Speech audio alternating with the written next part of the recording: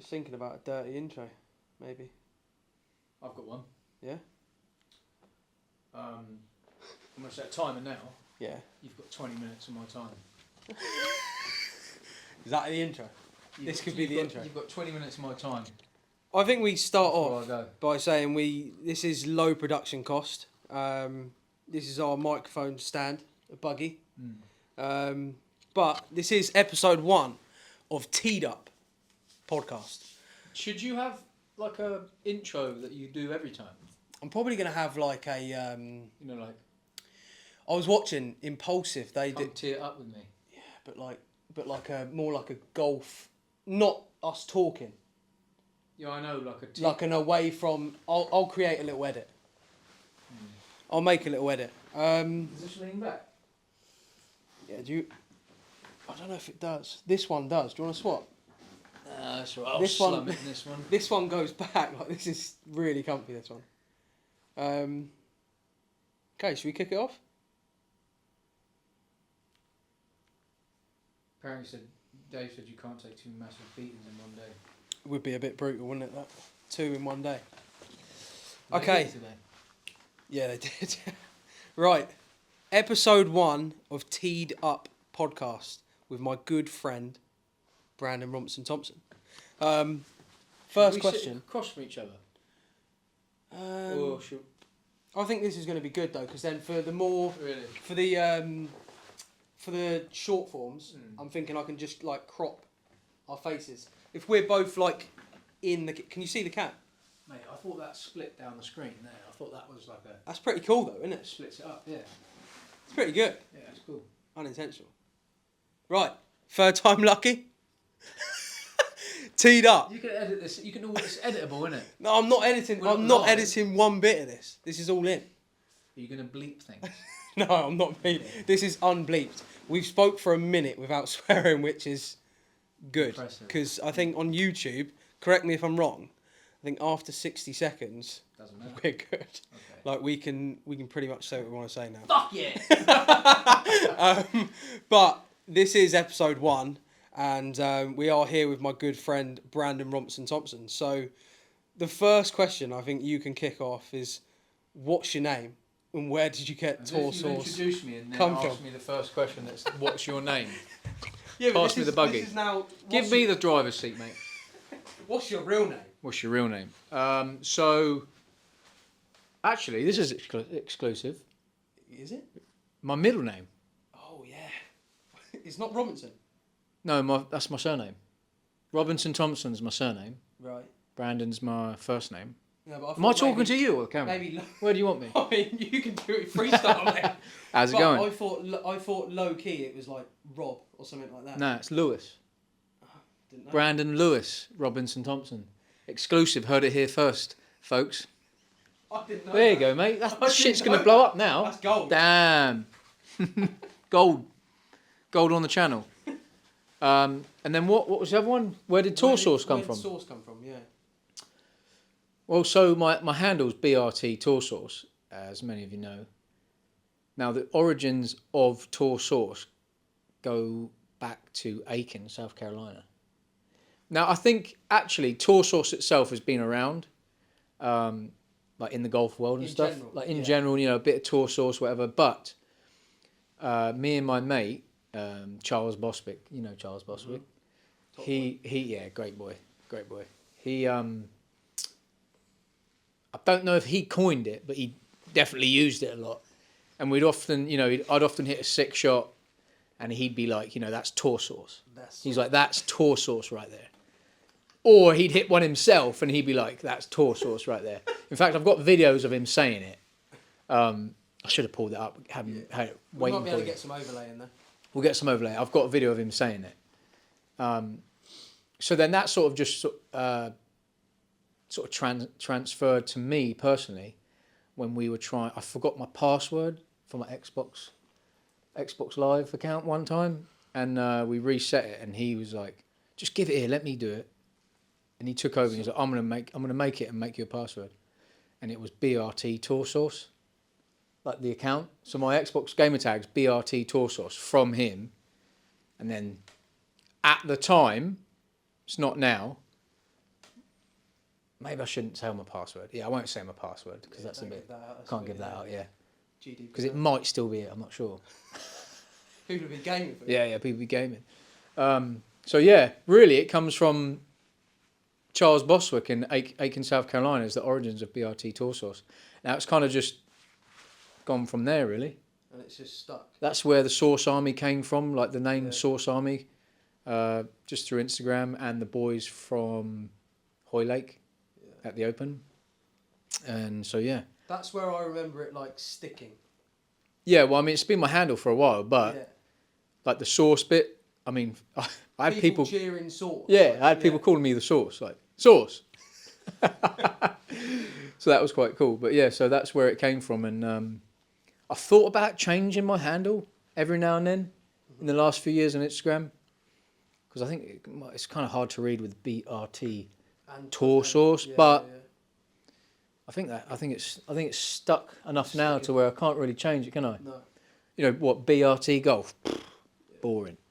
Yeah. So yeah, I feel like as well when you win, they're not going to say Brandon Robinson Thompson. I'm gonna say BRT Maybe even Tour Source. tour source maybe. Tour Source. Hang on, every time you speak, do you want me to give it to you? I mean, they're probably going to pick it up. We could just park it. we? Park her right up. Yeah. No, Just park it there. I think it's good. Pick it up. What I was going to say, even like a little bit this season already, like commentary and stuff. People were like referring to me as BRT. Yeah. Yeah. Because I know it's a mouthful, isn't it? Brandon Robinson Thompson. It's a bit of a. I think when I saw Rowie in Spain, Yeah. I went, you know me, because I caddied for Tour Source. And he was like, oh yeah, Brandon. I don't refer to you as Brandon. What, Rowie said that? No, I said, you know me because I've caddied for Tour Source. Did you say tour source or BRT? I think I said Tour Source. And he was like, Brandon, yeah. Yeah. That's funny. They know.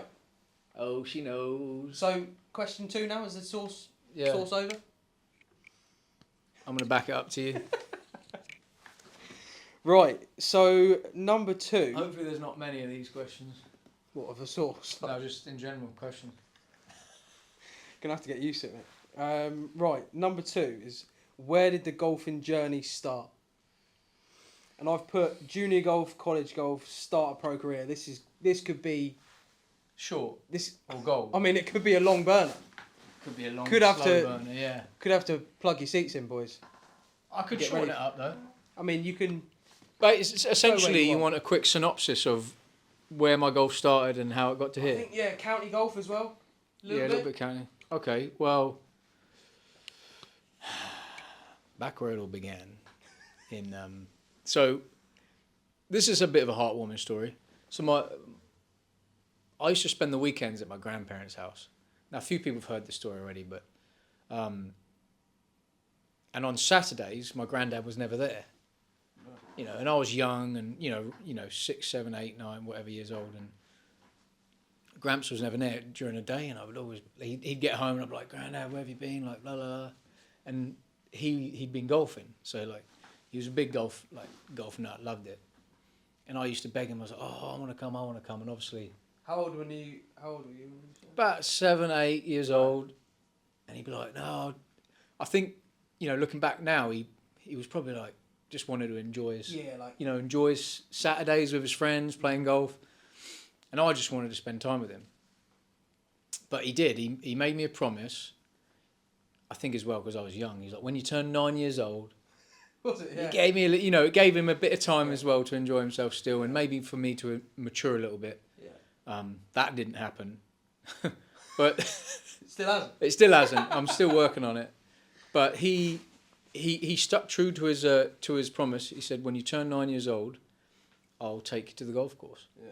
And sure enough, shortly after my 9th birthday, I want to say it may have even been within the week of my 9th birthday, because it was in the summer. And since the day he first took me to the golf course, I don't remember a day not playing golf since then. Right. So it wasn't like he took me once and then we forgot about it. He took me again. He took me once, and then from that day, You don't remember him not taking? Yeah, I don't remember Yeah. not playing. Yeah. You know, I was always, whether it was once a week, whether it was throughout the summer, where it was after school, I always remember playing at some point. Yeah. So that was quite cool, and that was all, you know, the foundation of my grandfather's and I, you know, our relationship. And you know, he used to wait. Like my mum didn't drive, and obviously as a kid there was no way for me to get to the golf course. So he used to go to work about 9 o'clock. So I always had to call him before about 8:45. And like sometimes I'd be calling him at like 8:44. On the dot. And like Gran would answer, and I'd be like, "Oh, it's Grandad there," because I knew he was about to leave. And she was like, "He's just walking out the door," and I was like, "Can you get him to pick me up?" So she'd like yell, and then he'd pick me up and drop me off at the golf course, and then pick me up after he finished work. But it would always be about 5 o'clock, obviously, when he finished work. And I remember sometimes in the summer, like it'd be like 4-ish, 4:15. I'd be like, I could probably sneak 10 holes in before he gets there. Just get out. Let me just sneak another 10 in quick before he got to pick me up. And I mean, some summer days were lovely, and he'd be sat there in his car waiting for me at like 6:30. I remember walking down, Freshie, walking down 18 fairway. Yeah. And like, there's not that many cars there because it's Nah. quite late, and I can just sit. I see his car, and I'm just like, yes, he's there. Like, that was sort of hurrying down the fairway. But yeah, he was the reason I got started, and basically the reason I continued to love the game. Really, there was never any pressure with him. No. He never once called me and said, "Let's go to the golf course." Yeah. He just left it to me, and I think, especially sort of today, and then as I was growing up, even then, people around me and other juniors and other parents and stuff, they were really quite pushy. And I remember thinking almost like, oh, why isn't my granddad not telling me to do this, telling me to do that? And in hindsight, I think that's why I have the attitude I have now. Yeah. Because I just love it. Yeah. You know, I love it. And if I want to get better, I go and get better. Yeah. No one tells me to do it. No. And I think that's where some people get burnt out and fall out of love with the game. So I think that's the key to, people say, why do you do it? What's your motivation? Things like that. And it's like, I do just love it. Yeah. And I think that comes from Gramps. You've met Gramps, Gramps, and he's so positive and just loves the sport. It. Do you know what I mean? Just loves, yeah. So that's where I got it from, and it's really held. I think I can touch on that a little bit as well. Is like a lot of parents have asked me for their sons or whoever, can you give my son a lesson, or can you give my daughter a lesson? What should they be doing? I'm just like, just enjoy it. Just like, I think at that age, and like especially just as a junior, just like go and have fun. And I think that's like where any sport like you play. I think when you're under a certain age, just go and play the sport for what it is. Don't go there for any purpose. And I think that's probably the one big thing, taken out of what your granddad's helped you there is like, he's never once pushed you to go and play the sport. He's just wanted you to go and have fun with it. Yeah. He wanted me to want to do it, and yeah, and then he let me want to do it. 100%. Yeah. I've even had I haven't been inundated with them, but I've had a few messages on social media in the last, 6 months to a year, and just young, inquisitive juniors and aspiring pros that have said, what advice can you give me? Like, how did you go from here to here, or how did you do this to this? And it's it's always number one for me is just enjoy yourself. Like, you have to love it, because a lot of times you're on your own. Yeah. It can get lonely. The weather's crap. You need motivation to do the sport and to put the time in. So if you love it, no matter what, I feel like your motivation is always going to be, high. Yeah, 100%. So that's how I got into it. Owe it all to Gramps, really. And that just sort of led to a little bit of a semi-successful junior. I didn't really do a whole lot being on the island was tricky at times. Yeah. You know, we didn't come from a lot of money, or any money really, and we actually had a few sort of local people help us out with travel and stuff, to where we could go play like junior opens, like Hampshire junior opens, in and around the county. And I remember I played at a place called Tilney Park. I was like 13. Remember Bruce? Bruce Willard. Yeah. And Bruce came up to Gramps, and I was there because I could hear it. He was like, "Who's that?" And my granddad was like, "Whatever, you know."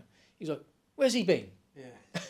And it was like, well, stuck on the Isle of Wight, really. So, and then from 13, from 13 to 21, I played in the Hampshire team, and I captained the Hampshire team under 18s, probably junior, wasn't it? no, under 16s, captain Hampshire team. Under 18s, captain the Hampshire team.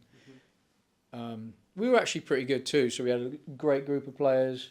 We would do Hampshire county training throughout the winter. We did it.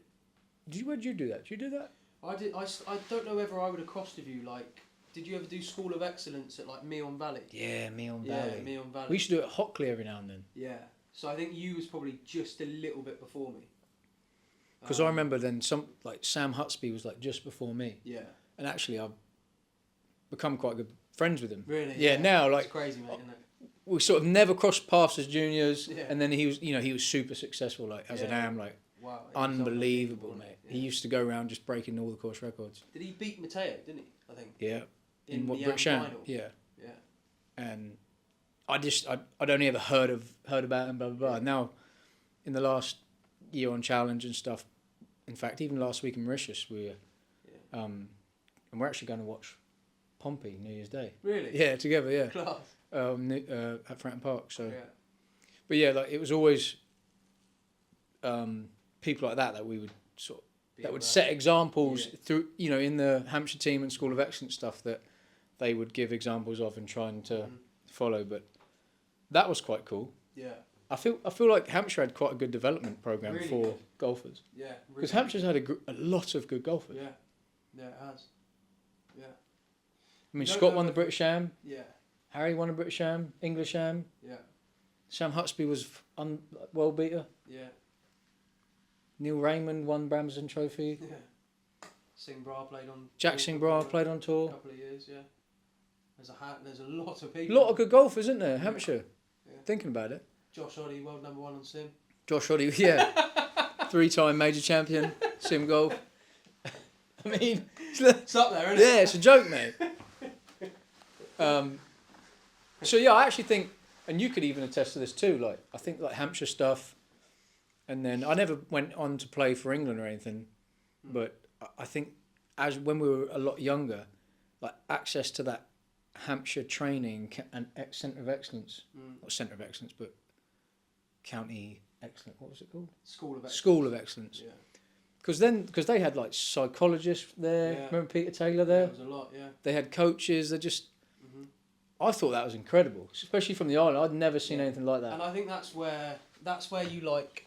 I think that's where the transition is, right? Like from where I said this is like a fun sport, to now you get into like a county development.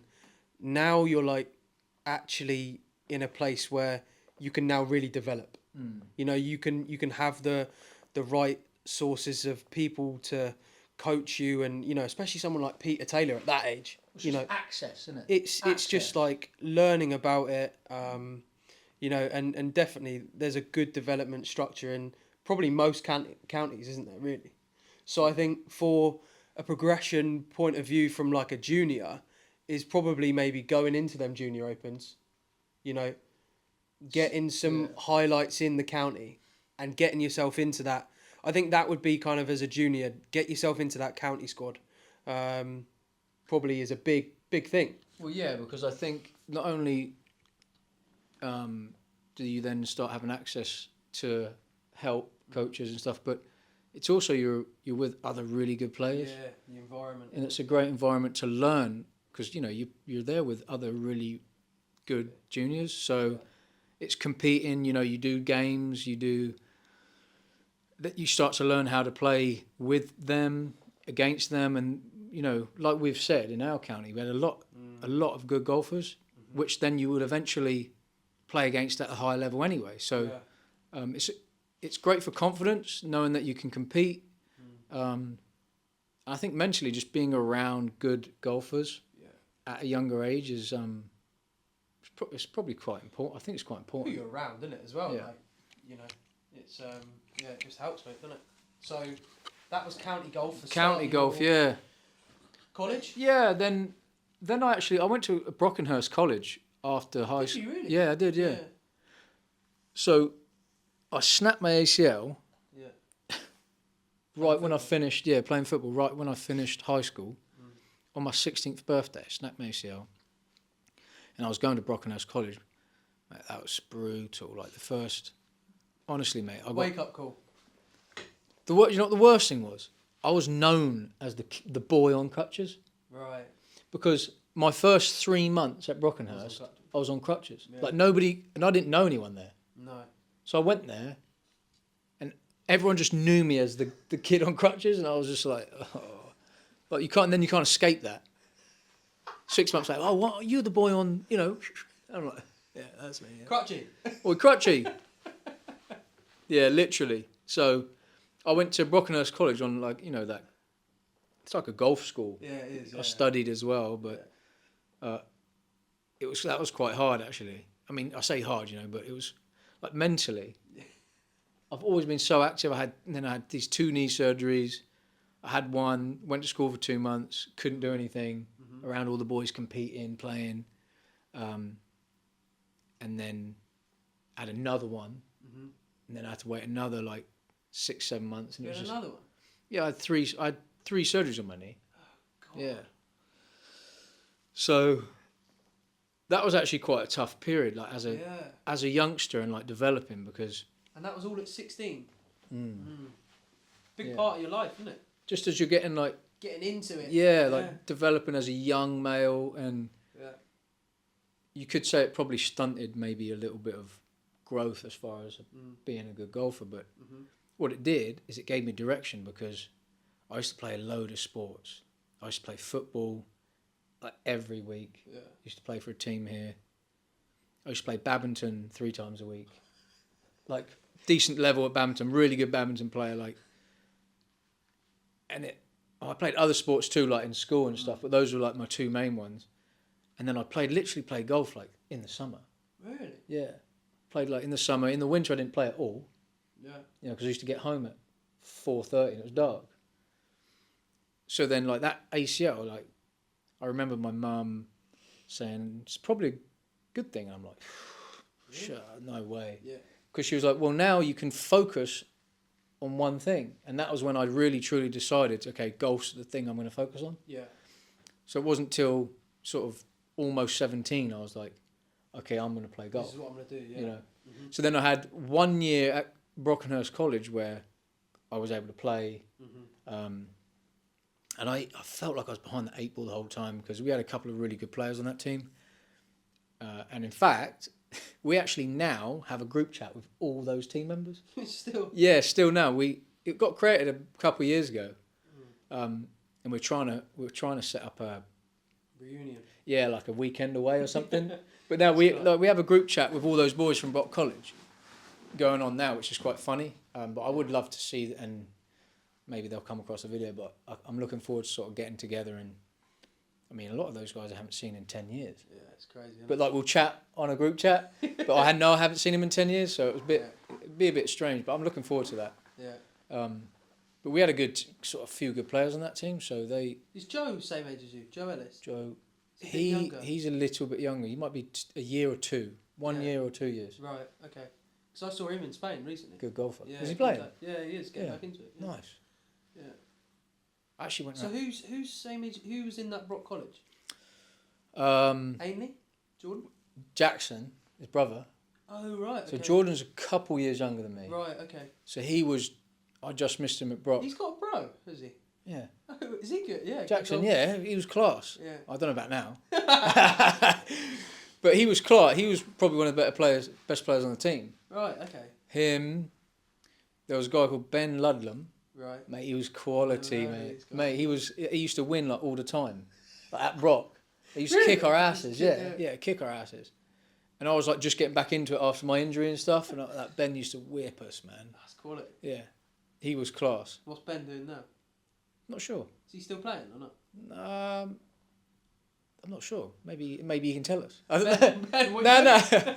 I've seen it. You know, like on Facebook and stuff. Yeah, and, yeah. I've seen him, Yeah. but mate, he was some golfer. He actually went to college in the States. Right. He was quality golfer. Was Brock like a development to the States? Kind of, yeah. Was that what it was used for? I don't think, not for everyone, No. but for example, that the only reason I went to the States to play golf was because there was a girl there called Tiffany, and we were really good. Well, we were really good mates. Like Yeah. we used to hang out all the time, and she'd already been there a year, Right. and she was like, I just remember saying, "Oh, what are you doing next year?" Right. Because I still had a year there. Yeah. She was like, I'm going to the States to play golf, like on a scholarship. I was like, that sounds sick. I was like, that sounds sick.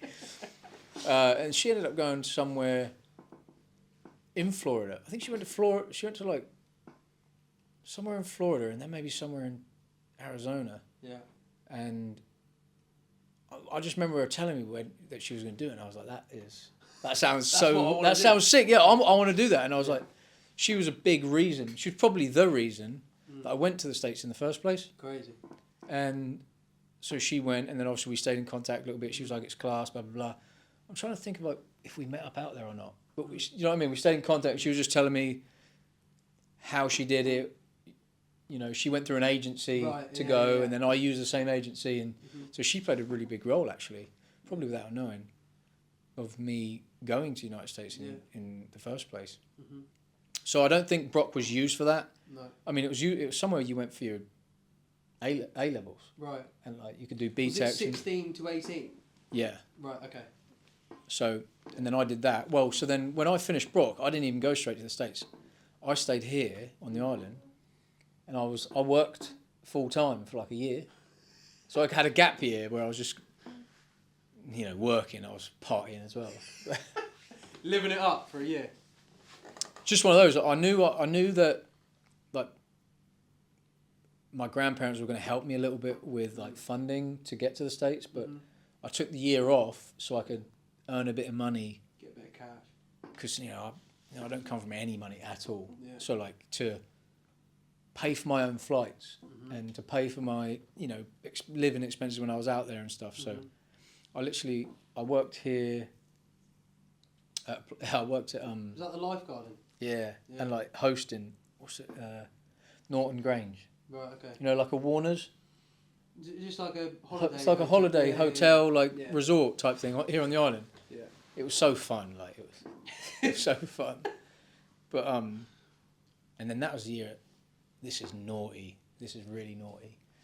But that was the year of the Island Games. Right. That was here. 20. Was that 2011. 11? Yeah. And this is naughty.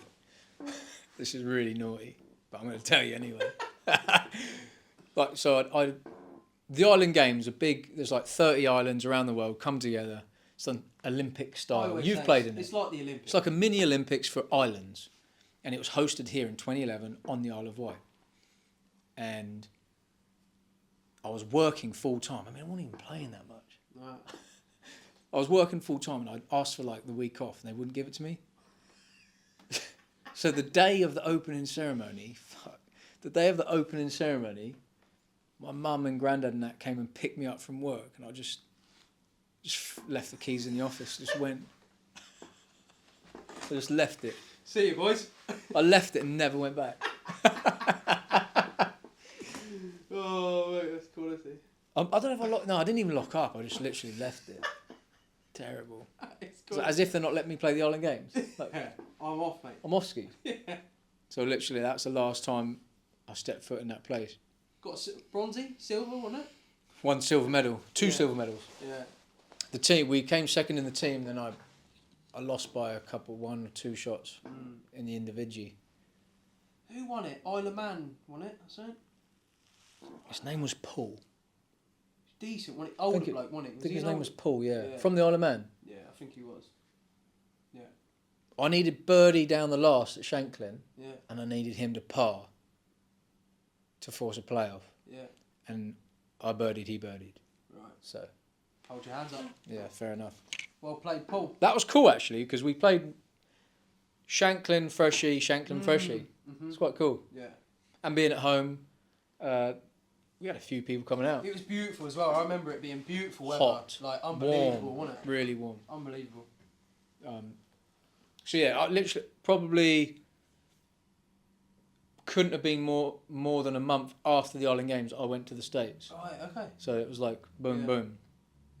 So then I went to uni, Mm-hmm. a place called Morningside College, NAIA school. Freshman year, won 6 times. Cheers, boys. Yeah, it was like, it was sick. That's a record. It's still a record now, I think. Really? Yeah, 6. What was that, junior college, wasn't it? It's NIA school. No, it's not a junior college. It's not? No, junior college is junior college. Junior college, Yeah, right. but it's only a 2-year. Junior college are only 2 years. So what's an NIA? NAIA. It's just a different association. Right, okay. So you have NCAA. Do they have D1, D2 or anything, or not? It doesn't. No. not. So it's just a different association completely. Right. So there's NAIA Mm-hmm. and then there's NCAA. Okay. So you know what I mean? Yeah. So they're just different institute. Like Mm-hmm. they're separate. And how many are in that group? The NIAA? Whatever. Fucking thousands. Is there? Yeah. Wow. Same as NCAA. Right, really? Thousands. Wow. Yeah. And then the way the difference between like a D1 and a D2 school is like the amount of sports. Yeah. So you can have a D2 school that has 40,000 students, Yeah. but only has 8 sports. Right. Do you know what I mean? I'm Yeah, not yeah, sure. You guys will be able to correct it. Someone Yeah. will, but it's just got to do with like the amount of sports and stuff. Mm. But I spent 2 years in Iowa, Mm-hmm. met some of the most amazing people, had a great time, saw Pitsy? a bit of success. Pitsy, my main man, yeah, Pitsy. Pitsy was like the 3rd American I ever met. Yeah, and we're still mates. We still chat. We chatted yesterday. Yeah. So yeah, I met some really like lifelong mates. Pitsy's going to be at my wedding next year. Do you know what I mean? Class. Yeah. 12 years ago we met, Yeah. and I think that what you can draw from experiences like that are people that you meet. Mm. You know, not only do you develop as a golfer, as a man, but like I've met some incredible people, and in Sioux City at Morningside College, I met some really people I still talk to this day. So I think that's what you value most in life, like, as you go on more.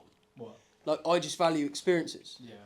Experiences, people, like, because when you look at this whole thing in the grand scheme of things, it is that, isn't it? It's just experiences, people, family. So yeah, like what you're saying, it's invaluable experiences, isn't it? It's just them people. having good people around you that you love and care about, Yeah. and that love and care about you. Yeah. And I think, That's deep. That's a deep segment right there. Isn't yeah, it? yeah. Should we get going? Should we get into it or not? That's a deep Yeah, segment. we'll. But I think that is, as you mature, Yeah, it is. It is. as you mature and sort of experience more in life, Mm. you realise that it's the people that you have around you Facts. that are important. You know. Yeah, 100%. If I look at my circle, like right now, Mm.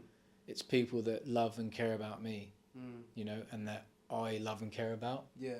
And you know, yeah, I could have 20 more mates if I wanted, but Mm. I'd rather be a really good mate Have to that circle 2 or 3 people, you Yeah. know, 100%. and Yeah. that we can share, and we would do anything for each other. Mhm. You know what I mean? So, 100%. but yeah, so I only went there for 2 years though. Do you know why? Yeah, upgrade. Cold No. as fuck. Oh, was it cold? Cold as balls. Yeah, literally. And I don't want to say upgrade, but like Um, a step up. maybe a step up Yeah. as far as competition goes. Yes. And even my coach at the time, like my college coach, understood. Mm. He was like, you know, you want to be better, you want to compete at a high Keep level. He going. was like, you know, Yeah. go for it. Mhm. But by shout out to Coach Sapp. Oh, what a legend, mate. Coach Sap. Sapp, yeah, legend. Literally like a father figure for me in the Yeah. States. Yeah. And that was the guy from the first college. At Morningside College, Right. yes. Just couldn't have done it without him. Mhm. He was a legend. I've got some stories. Maybe one day when I write a book, I'll tell the stories about that college. I and think about you've told me a few that about Coach it. Sapp. And Yeah, I think you I have. wish I could tell you. I just remembered a story you told me from a college I event. wish I could tell you. So good. Could you tell the one about? It's a short one, isn't it? The one. Is it the one about him diving in the? Yeah, pond? can't say it. Can't tell Is you. that a bad one? Yeah, I can't say that one. Yeah. Can't tell you that one. Yeah, that is some. There's some stories. Epic. Yeah, epic. Yeah. But anyway, yeah. So then I went to South Carolina. Yeah. Aiken. Yeah, Aiken. And then I ended up being there for like 6 years. Mm. Banging spot. I can see why. It's not. Oh yeah, we went there, didn't we? When Nice, I was isn't out, it? when I was out there, I mean that. We need 2 mics, by the way. Yeah, we do. Upgrade I don't know when coming to for pass it, episode when to 2. keep it. Like it's just, yeah. I Budget, think- mate. We're budgeting. Yeah, this is budget pod. Budget buggy. But when I was out in the States, like that for me was like the one place I just thought was unbelievable. Yeah. I think even when we went down to Pinehurst, like it was nice, but it's not Aiken. Yeah. Like it's just, I don't know. I think especially being on the Isle of Wight, it's maybe got that like quiet side to it, Yeah, it is. and like I don't know. But Augusta's only like 20 minutes away. Yeah, like it's So just you can... Aiken's just class. Just one of the best places How I've ever long been. is this going to be, by the way? It's gonna be long. It's going to be long, isn't it? You're going to have to edit something. But this surely. is the best thing about podcasts. They can just chuck it on. Someone might be driving for 4 hours. So this is So just can you do just audio with this? yeah. This is going to be a video, but people just chuck it on. Just chuck it on and just listen to us chin Not many wagging. people chuck it on, do they? Well, I hope so. Ad. Yeah. But yeah, like to your point, like Aiken, it's a small town in South Carolina Yeah. on the border of Georgia. Mm. Like I said, Augusta, Georgia, 25 minutes away. It's like 18 miles. Mhm. You know, my eyes lit up, especially when it was like near Augusta. Mhm. But it's just this. Was that what drew you? The near Augusta. That was the reason I went to Aiken, South Carolina, was because of Coach Carlisle, and he's still the coach there now. He's in his 32nd year. You met Wow. Coach Carlisle. Yeah, I did. Yeah. He's in year 30 something of being the coach at Aiken, multiple national championships, blah blah blah. Very successful coach. The reason I went there was because of him. Mm. Like, I called and emailed so many coaches, Mhm. and he was one of very, very few to call me back Mhm. because I was trying to move schools. Right. And I just instantly, I mean, he didn't sell me a dream or anything, No. but just the way he spoke to me, Yeah. I was like, do you know what? Like, You're he's a like he's the only one that like I really liked over the phone, Mm. and I was like, it's got to be worth something. Yeah. 100%. Still, it's down there, it's warm, it's in South Carolina, whatever. I actually met, and then I went for a visit. I met him, and I was like, I'm going to come here. Yeah. And I went down there, and I was a first team All American 2 years in a row down there. Had a little bit of success. Conference championship. We never won a national championship, but we had a pretty good team. But again, I've met some of the most incredible people from that town. Mhm. No more so than a family. So shortly after I finished school, I wanted to turn pro. And I was like, do you know what? Actually, why not? Yeah. And I was never really thinking about it in school. Mhm. And that's where like maybe I wish I had someone just to like, Kick you on. you know what I mean? But it wasn't until I finished school and I was like, holy crap, like what am I going to do? Yeah. And then I was like, oh, I'm good enough to play. Like, why don't I just play? Mm. Mhm. So I turned pro after I finished uni, and again didn't really have any money, and I was like driving around, lived out in my car. I had a Ford Focus. In fact, before I bought my Ford Focus, which is the first and only car I've ever had, by the way. So a good friend of mine who sort of mentored me a little bit, Scott Brown, he played on tour for like 10, 12 years. and we just developed this like friendship, but like more of a mentor friendship. Like he was obviously a bit older, On tour as well. on tour, Yeah. and he sort of took me under his wing a little bit. We used to go to, like, I went to watch him at golf tournaments, at PJ Tour events. I used to go to his coach with him. I used to watch him get coached for like 5 hours. Yeah. But you know, he allowed me and brought me along, and I even had like lessons after. Mm-hmm. You know, and he really took me under his wing. And not just that, he was the first person to invest in me as a golfer, as a pro golfer. Put cash into you. Put cash in it. And I thought at the time, I was like, he's a peer, but he's a mentor. He's on tour still. Mm-hmm. He's not retired. He's like 30 something. Still playing. And he was the first person to give me money towards being a pro. Mm-hmm. And like, I've never forgotten that, because it takes a lot, I feel like, as well. If you're still playing, and like not many other people would do that. No. And and that meant so much to me at the time, because not only did it help me financially, but it meant that he believed in me. Yeah. And he was on tour and he believed in me, and I was like, wow, so maybe I am good enough. And how long ago was that? That would have been in like end of 2017, beginning of 2018. Okay. Or 2017. 7 years ago, yeah. But then it wasn't just him. So then the head pro at the course we played at, named Brooks Blackburn, still the head pro at Palmetto Golf Club now, which, by the way, probably one of the, you never got to play I it. didn't get to play it. Probably one of the, if I could play a course over and over and over and over again, it would be there. I did do that, but like, if I could only ever do it, I would do it there. Yeah. It's just the most incredible, one of the oldest golf courses in America. It doesn't have a restaurant, it's just golf. You know, you've got all the members just golf, you know, that's all you do there, and it's just got an incredible environment, atmosphere. But Brooks, the head pro, along with Scott Brown, and then also along with like a couple of other members, each chipped in to then start my pro career. And I'll never forget that group of guys, that five guys. Because then I bought a car. I bought a little black Ford Focus, first car. I mean, I'm like 25. It's like my first car. Yeah. And then that basically kick-started me as a pro, because then I was actually able to go and drive to tournaments. Yeah. Mate, I've slept in that car. I've ran over an alligator in that car. That's another story. Like, I don't think you've got enough time for that, but Ran over an alligator. yeah. Long story short, I was driving back from a tournament, and anyone that is in the US and knows I-95 and Hardyville, where you get off to come, you got I-95, you get off at Hardyville, and then you drive like an hour and a half through just back roads Yeah. to get to Aiken. There's this road, really straight road, and it's got a swamp on one side and a small stream on the other.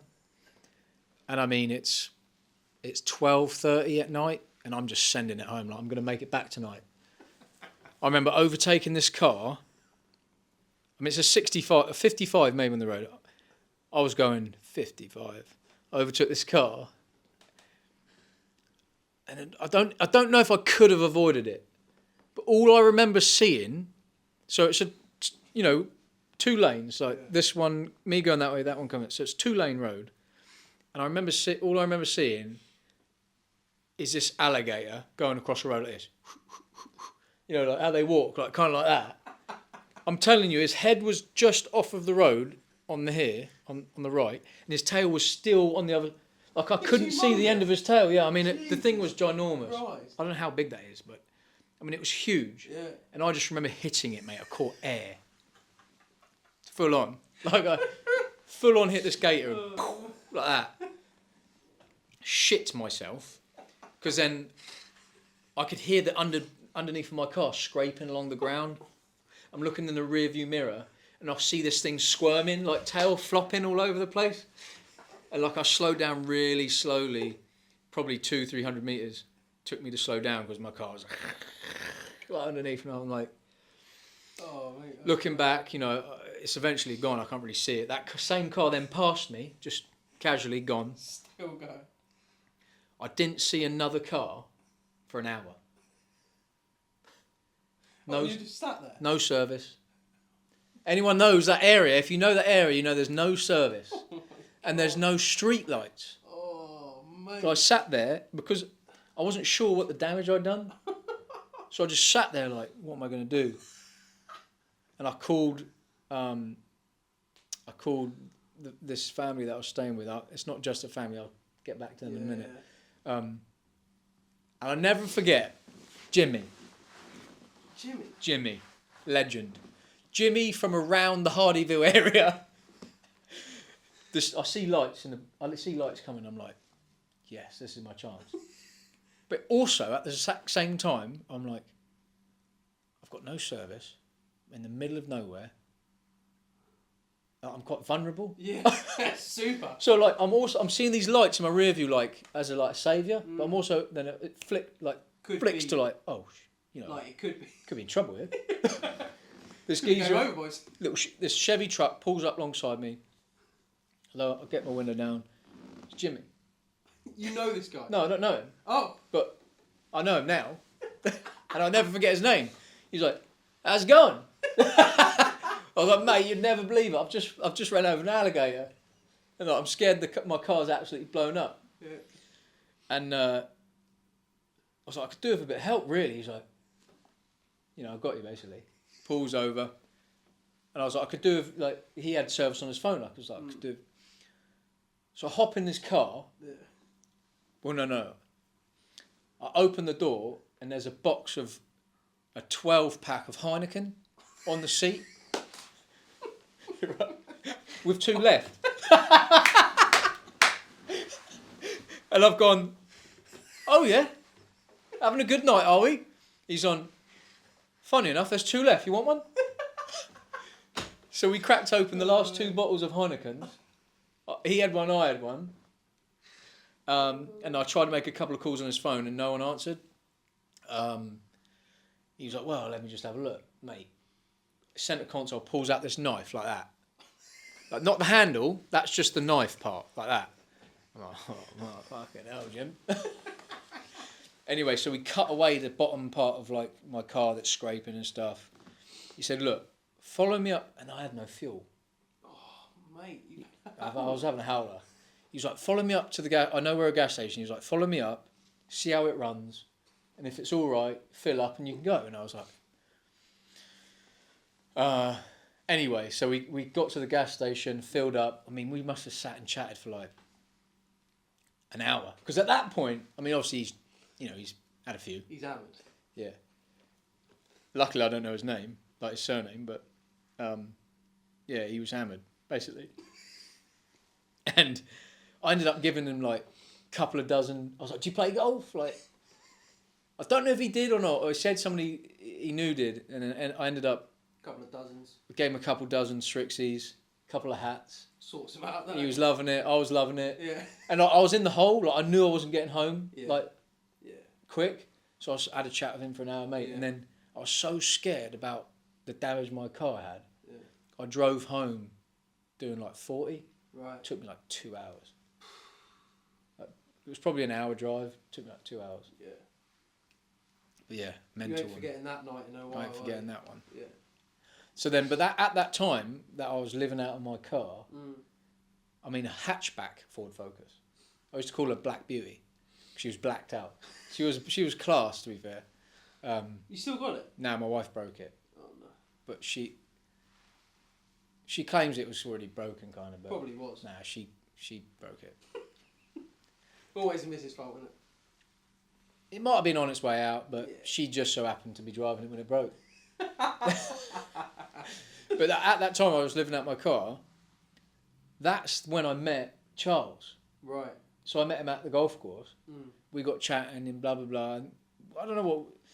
He was like, oh, next time you're in town, just... Because I was staying in a hotel maybe for a couple of nights in Aiken. He was like, next time you're in town, just stay with us.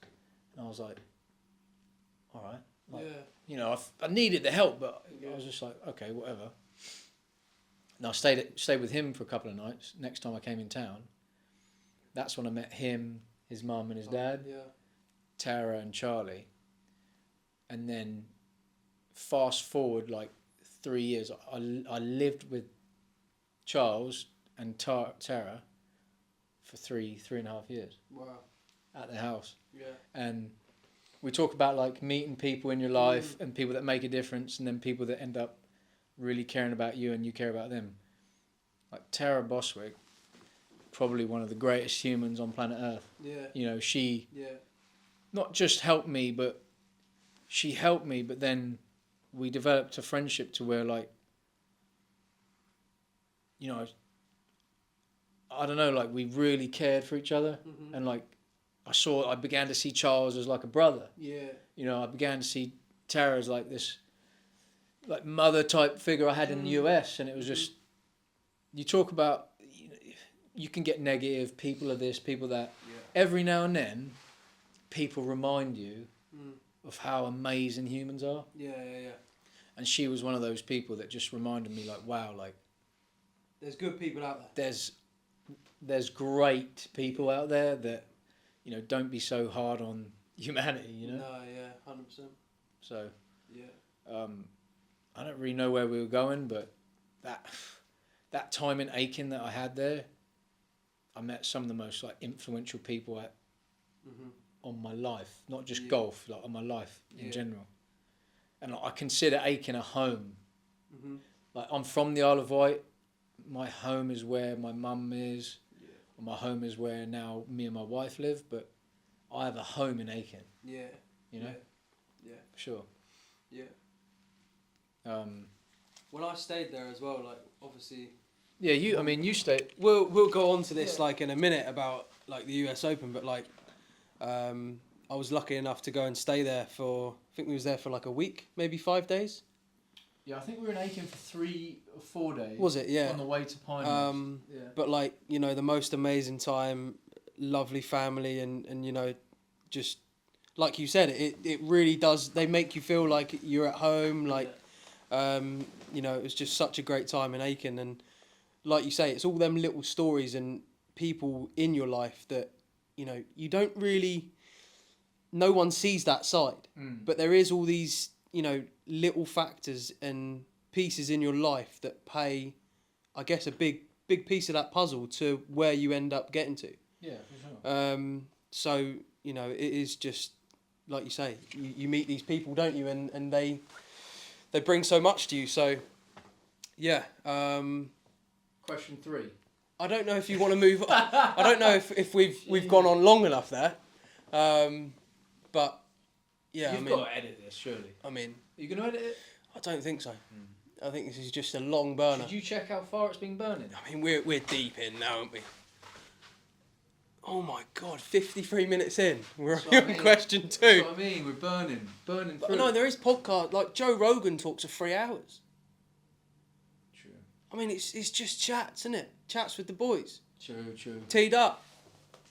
I mean, you were cheering them up, and I'm whacking them. I mean, we can go into number 3 now, can't we? Really? I mean, did you even touch into? Do you want to talk a little bit about pro career in the States? Just a quick like roundup. Just pro career quickly. Just in the stateside, because I know you was there for what? 3 I was there years, for a couple of years. Yeah. Playing pro golf, mini tour. Yeah, played on the mini tours for a couple of years. Question 4. Latin American. No, so when I mentioned about living in my car, I was driving. Like one summer, just in the summer months, I did 35,000 miles. Yeah. In my car, driving around the US. It's insane. Playing in pro tournaments, just trying to make a buck, you know, just trying to get that competition. Played Monday qualifiers, you know, just trying to. They weren't sort of tournaments that were progressive, but they were tournaments to just learn how to be a pro. And That's a stepping stone, isn't it? Yeah, just learning how to be a professional and like playing for money and you know, entry fees and there were a couple of times where like I ran out of cash. I remember one time I played in this tournament in Dallas at TPC Craig Ranch. I mean, I was down to my last dive. Like down. I mean, I was like seriously like down to my last couple of $100. Yeah. and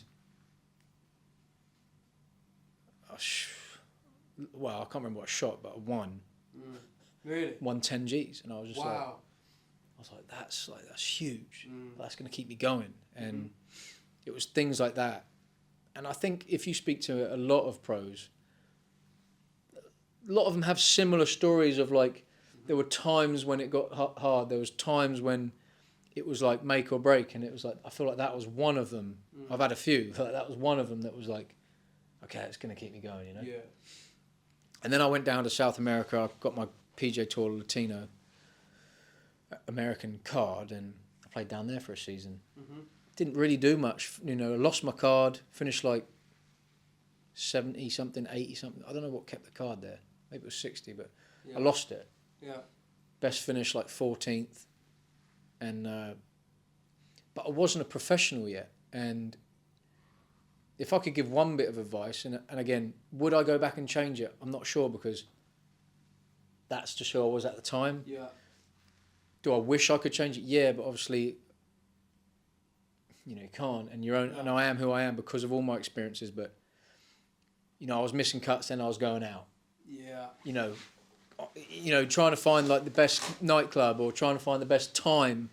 Instead, you know what I mean? Instead of like addressing and being a professional and like, okay, this is what I need to get better at. I need to do this. I need to do this. You know, I just wasn't I wasn't a professional. No. And I thought that being down there taught me how to be a professional by me not acting like one. You know what I mean? Yeah. So, and then shortly after that, it was sort of COVID, and then I got sort of sent home. So, I mean, my professional career in the States was very, you know, fairly short, and I mean, you could say unsuccessful. Yeah. Yeah. Round it up. Yeah. Done. So that was the start then. So number 2, we've covered that, haven't we? There. Start of the pro. What I want to know is this interesting? Yeah. Do you know what I mean? People love it. Do mate. they? People love it. They love the chin wag. Like We're gonna see anyway. Yeah, true. This is the first episode. Like for me, yeah, I guess I've done it. So it's not like. I mean, people. I mean, mate. And we people, can't even tell the juice. I mean, the alligator, mate. People are gonna be loving it. Yeah. I mean, you spoke about an alligator for 10 minutes. Yeah, true. Alligator and Jim. I wonder if it lived. The alligator. That's what I was gonna say. That's in what the I was rear thinking. view, mate, I see it squirming, like the tail was flipping and flopping like that. So part of me was like, I wonder if it lived. Yeah. But I just wanted to get home, mate. Yeah. And shout out to Jimmy. Cheers, Shout mate. out, Jim. Thanks, Jim. So I've then gone on to first win on Europro because I guess, I mean, we could talk a little bit about COVID. COVID happened.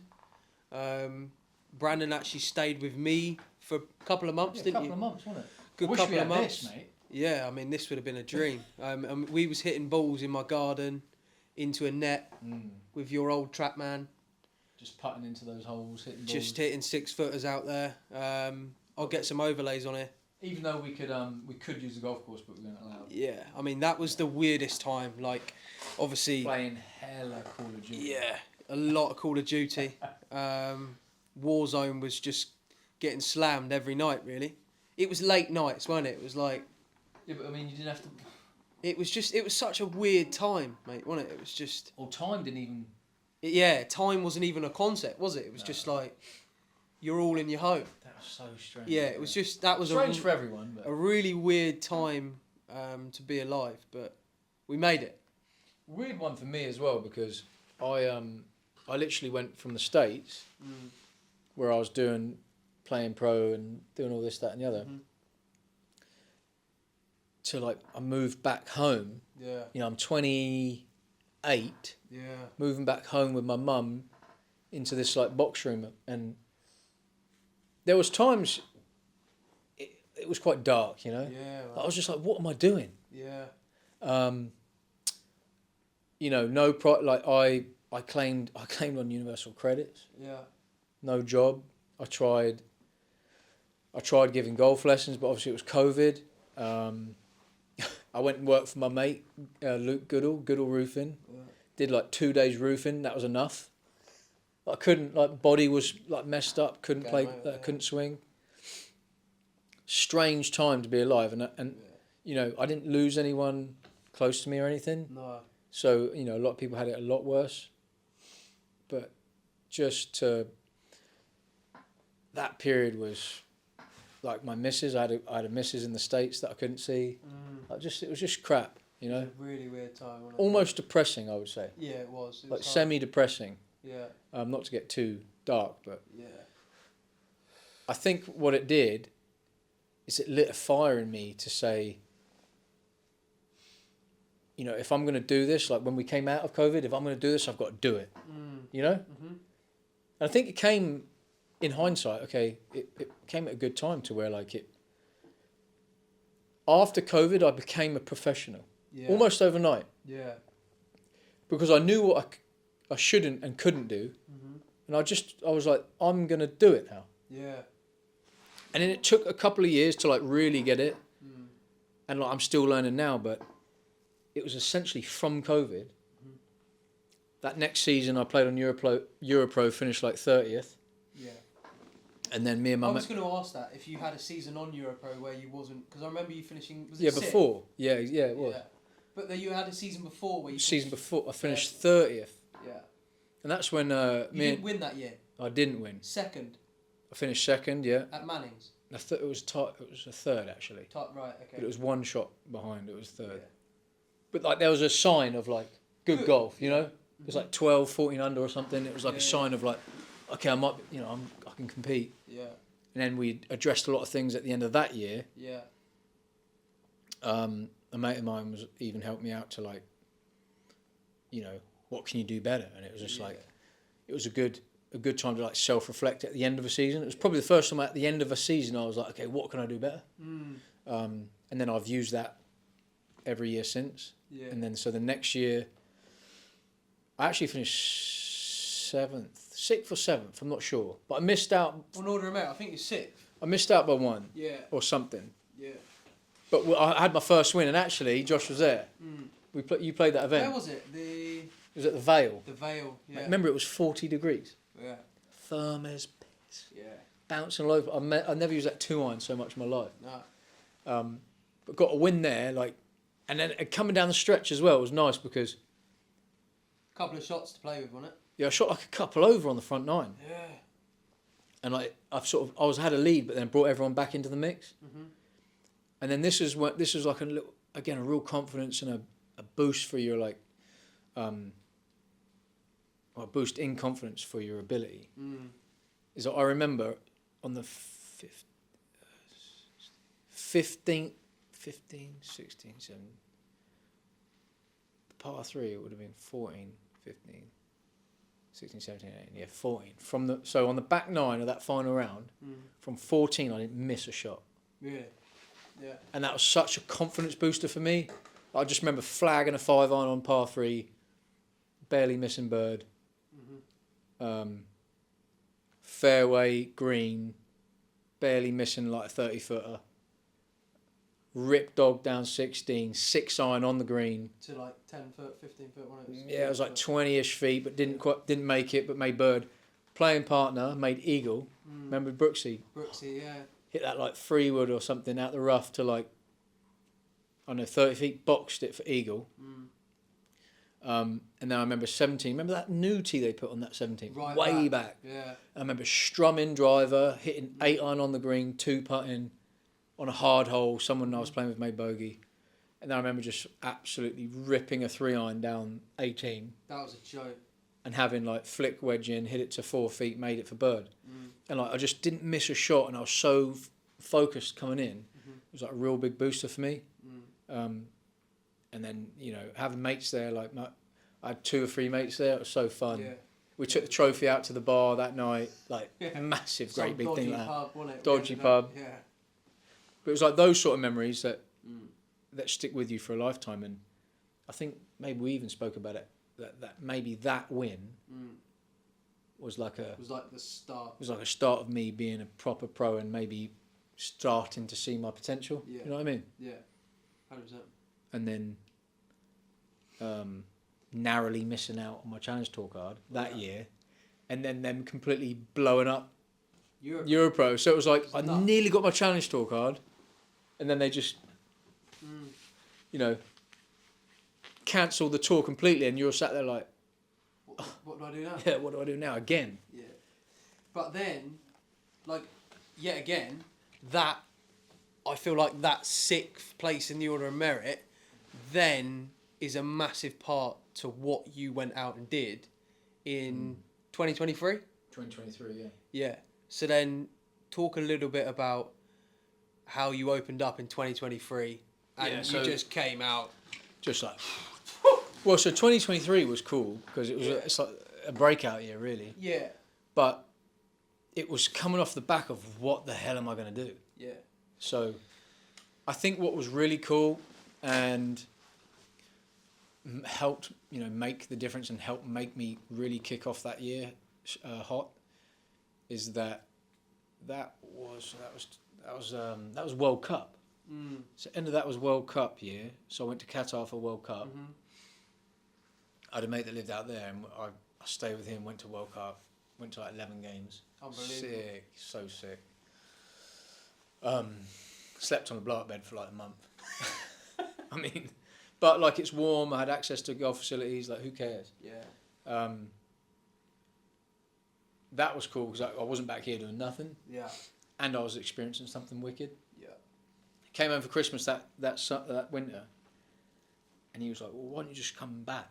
And I was like, "I mean, sure, all right." He's like, "Just stay at mine." I was like, "Fair enough." So then what I did is like I trained a lot, like in the gym with him, and then I had this like motto, like a saying, and I didn't want to play on the Clutch Tour that year.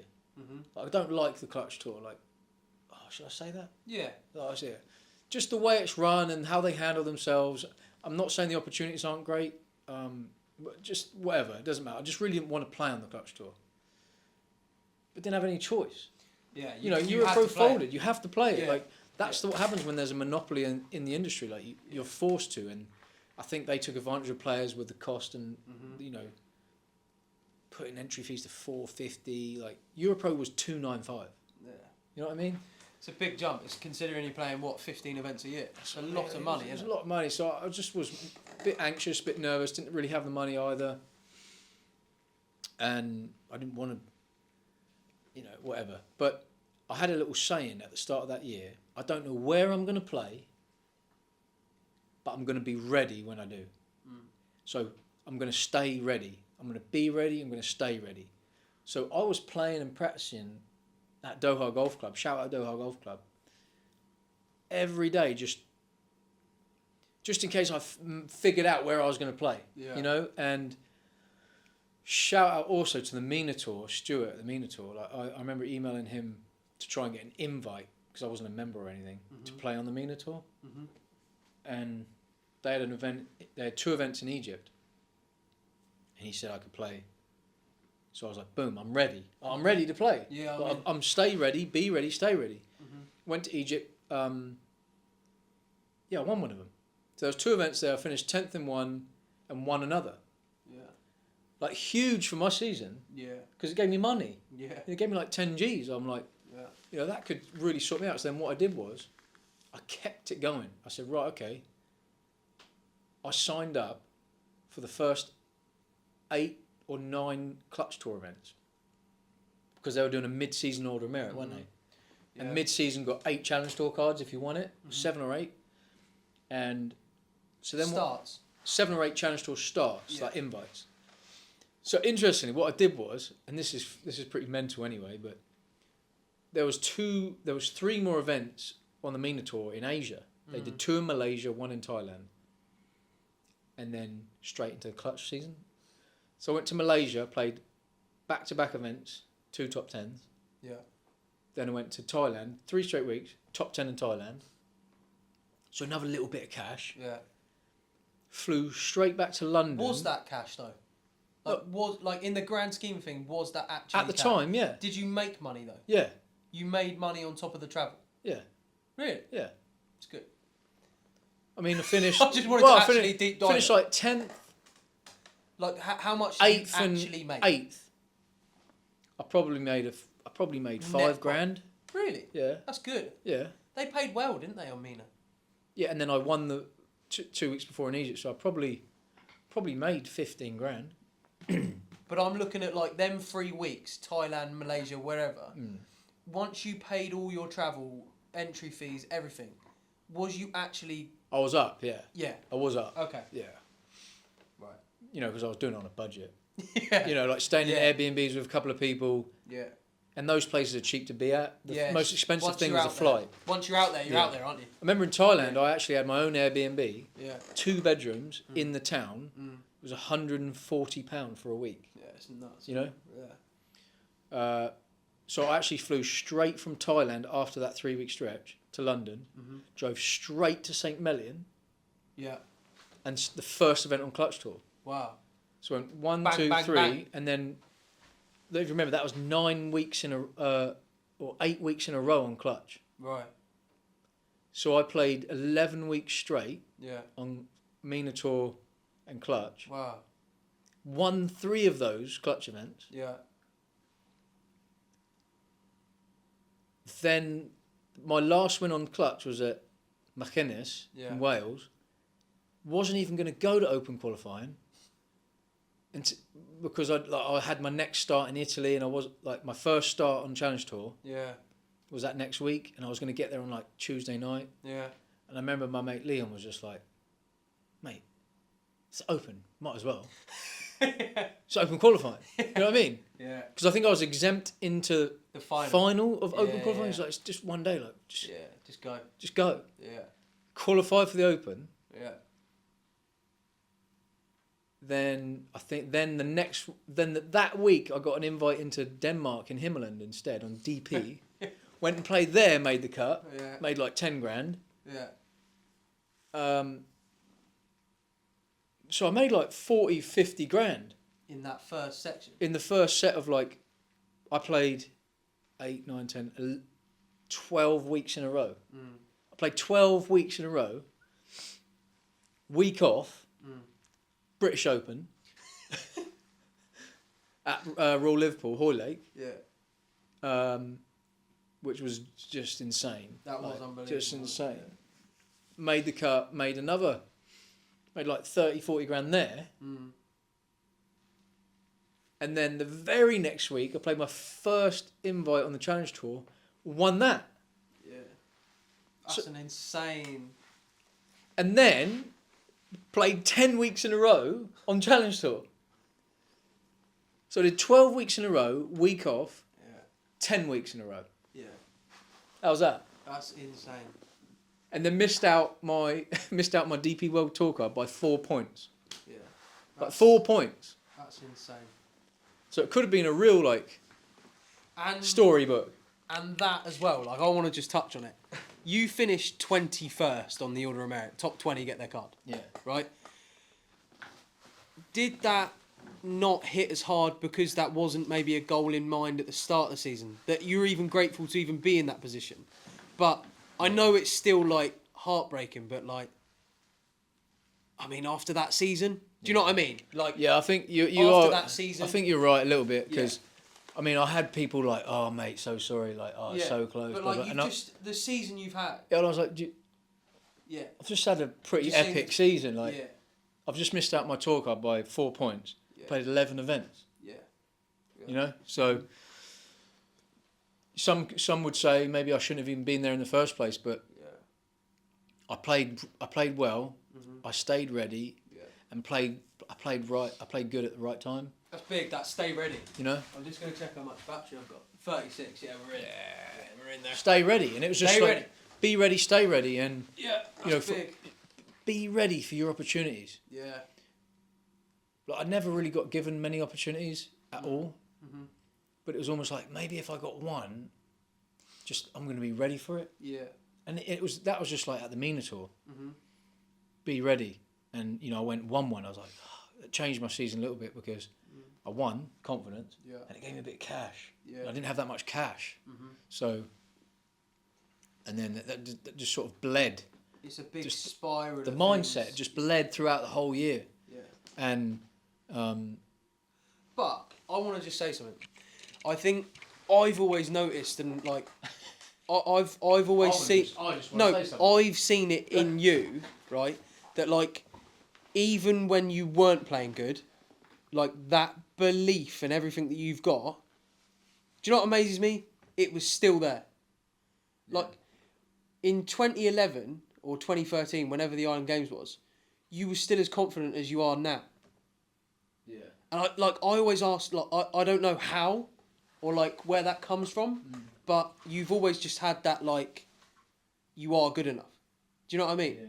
And like some people really lack that, and I don't know where that comes from with your golf, or like, you know, where you get it from, but like you back it, don't you? Well, I just think you got to. I'll touch on that a little bit, but do you know, more recently, I've actually said to this.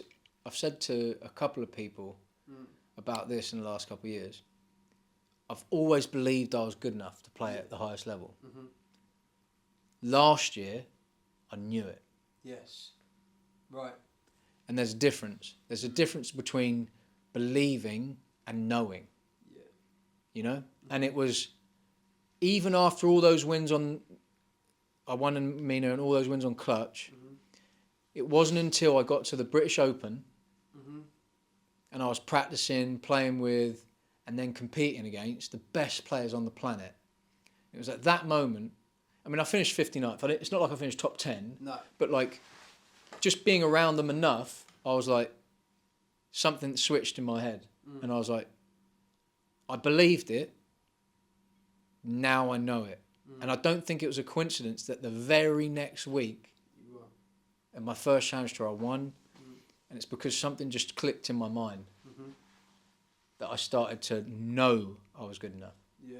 And I didn't know that until I was 30 years old. It's crazy, yeah. You know? Yeah. And I think that's just, I see it sort of even now with people, younger players coming up, and I even see like what Scotty Scheffler's doing.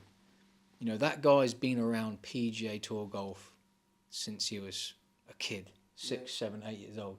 His coach was a PGA Tour coach. He played with PGA Tour players.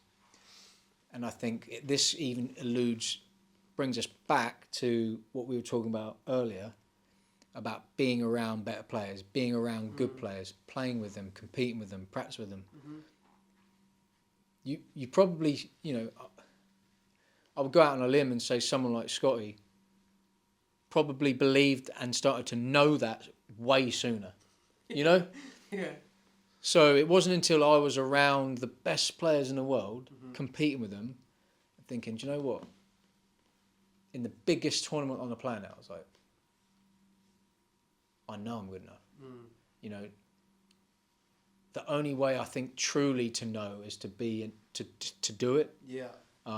But to be around major champions, to practice with PGA Tour players week in, week out, from the age from 10 years old, you know, not only It's you're hard going not to be good. well, you're going to develop quickly, Yeah. and you're going to start believing, you know. Just say we were playing with, growing up practicing with Justin Rose every week, like, you know, and you're playing with him, and then some days you might beat him.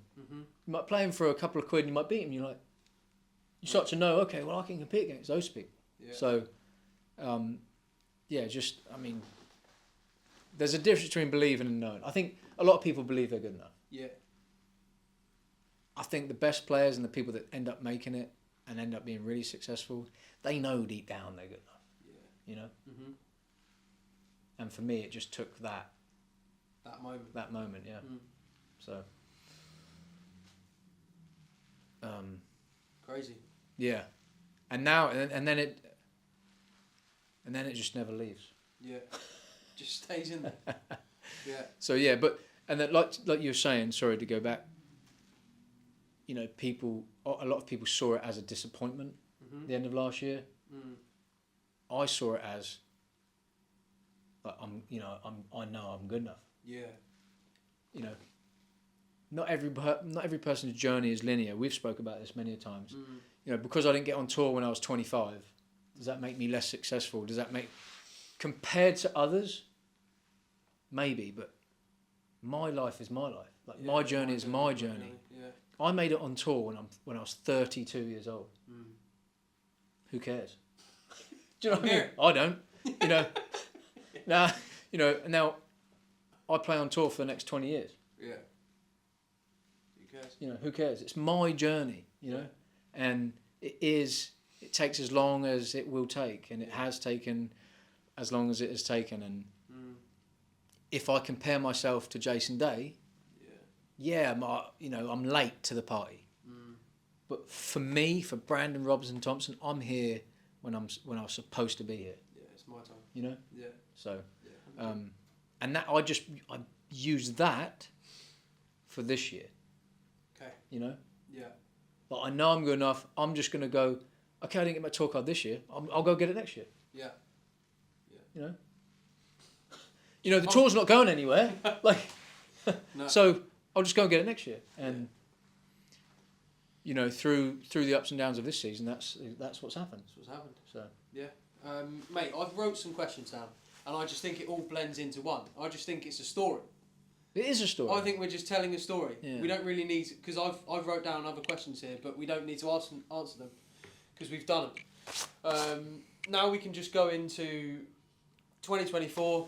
I've wrote down a little bit of lows because I want you to talk about the start of 2024. You should probably have another bag on here because right now it's only a one ball. Yeah, I'm one ball in, and You know what I mean? And the bag's on the wrong side. Yeah, you've got to get out and go around there. Mate, that's a howler. So I think you should have two bags on here because it's a two-ball podcast. Yeah, it would make sense. We might actually get, instead of a mic, boys, we're just going to get a new buggy with two bags. Or you get another buggy with another two one-ball buggies. Yes. We'll fly round, mate. That could hit. This would be so much faster if we had two buggies. I wish it would be, mate. Hey. Got roast dinner waiting inside for us. Yeah, we have. No, just go start of 2024. I think for me, personally, I want you to talk a bit about... I can remember when you said to me, you was in India, on your own, in a hotel room, after missing the cut. I mean, that's after the back of an amazing season, but then you still get low points, So maybe just touch a little bit of that start of 2024. Don't want to bring you down, Boring, mate. mate. I don't want to bring you down, but... No, I mean, I think that's the beauty of golf and life, isn't it? Yeah, these are the hard-hitting ones. But even so, the start of the season, and do you know what? I don't know, should I say that? Well, first of all, the start of the season, I missed the first 4 events. Yes. In South Africa. And then my first events of the season were in India, and I missed both cuts by one. Mm-hmm. So I'm sat there 6 events into the Challenge Tour season with my full card. Huh? 0 points? With 0 points. Yeah. And I'm just thinking, I couldn't be in a worse spot. No. That means you've got 6 winners already. Yeah. You've got 6 tournaments worth of points, and you're sat there with 0. So you're just behind the 8 ball. Yeah. And personally, if I'm like super honest and like, I use this as a time to open up, and it's not like I haven't said it, but I've never said it like publicly or whatever. Like I felt like everyone around me was a little complacent, in a sense of maybe it rubbed off on me too, that I missed out on my car by 1 spot the year before. And I think everyone just assumed like, he'll just go get his card next year. Yeah. And like I said to you, I was like, I'll just go get my card next year. Yeah. And it just doesn't work like that. Do you know what I mean? Yeah. Like it doesn't, I missed out by 1 this year, I'll just go get it next year. Yes, it's good, it's confident, it's stuff. But it doesn't just happen. No. And it goes a lot into it. And I just felt, that's how I felt anyway. And whether that was true or not, whether it's just to do with how I was playing and what my results were, that's how I felt. And it didn't get better. No. Do you know what I mean? No. I think I finished 40th. After India, my next event, I finished like 40th. Then I finished 12th. Then I finished like 41st. Then I might have missed a couple of cuts. And I think, I'm sat there halfway through through the season, essentially. Yeah. And I'm 93rd on the order of merit. Yeah. This... Not worried, but worried. Yeah. Yeah. And I started thinking, well, I either need to do something differently, or I need to try and reignite what made me great before. Okay. And in the end, I ended up doing both. So it wasn't, and by the way, in amongst all of this, like crap play and just somewhat being down, I did qualify for the US Open. And that's what we just said. Yeah, you talk about a bad season and then you qualify for the US Open. But I think what that did a little bit is it masked it a bit. I know, and that, yeah. So I saw this little bit of success to where I played good for one day, which was great. I played good for one day, co-medalist at the US Open qualifying, qualified for the US Open at Pinehurst. Like, what an experience. But when you leave the US Open the way I felt, you'd understand. Like, I missed a cut by one. And I just felt like I had nothing. Yeah. Like that last round, the second round, I just couldn't get the ball in play. Like, I felt like I was burning edges. I couldn't hit an iron shot where I really wanted to. Like, I was over curving it. I was missing greens. Like, you're playing one of the hardest courses on the planet, but yeah. Yes, but what I'm saying is, if I felt like the way I feel now, and just like the confidence I have in my ability a bit more now, I truly feel like I'd love to go back and play that event. Yes. Do you know what I mean? Yeah. Because I missed a cut by one, playing like that. Yeah. And I played great first round. Yeah. Maybe didn't hold the putts I wanted to the first round. Shot 2 over, but just so frustrated. I think I bogeyed like 3 of my last 5 or 6 holes that second round, and I'm not a big miscut guy anyway. And I just such disappointed. I felt so disappointed after the US Open. And like that way I felt there was almost surmised my season till that point. Yeah. It'd been like up, down, but the ups weren't very high. Do you know what I mean? Yeah. And then I went straight to France. Literally flew on Monday straight to France, play a Challenge Tour event. I think just the high of the US Open, finished like 12th there. Yeah. And then I'll never forget, I played this golf course in France the next week, Le Vaudreuil. Don't say it. I'm not going to say it. I got in trouble last. Sugarcoat it. I got in trouble last time I said it about a golf course, but it wasn't necessarily the golf course. I've never felt so frustrated leaving a tournament as I did that one. Yeah. And I missed a cut by one. Yeah. But I had nothing. I was hitting these massive draws, like hitting irons off tees, like zero confidence, and I was lost, mate. I was lost.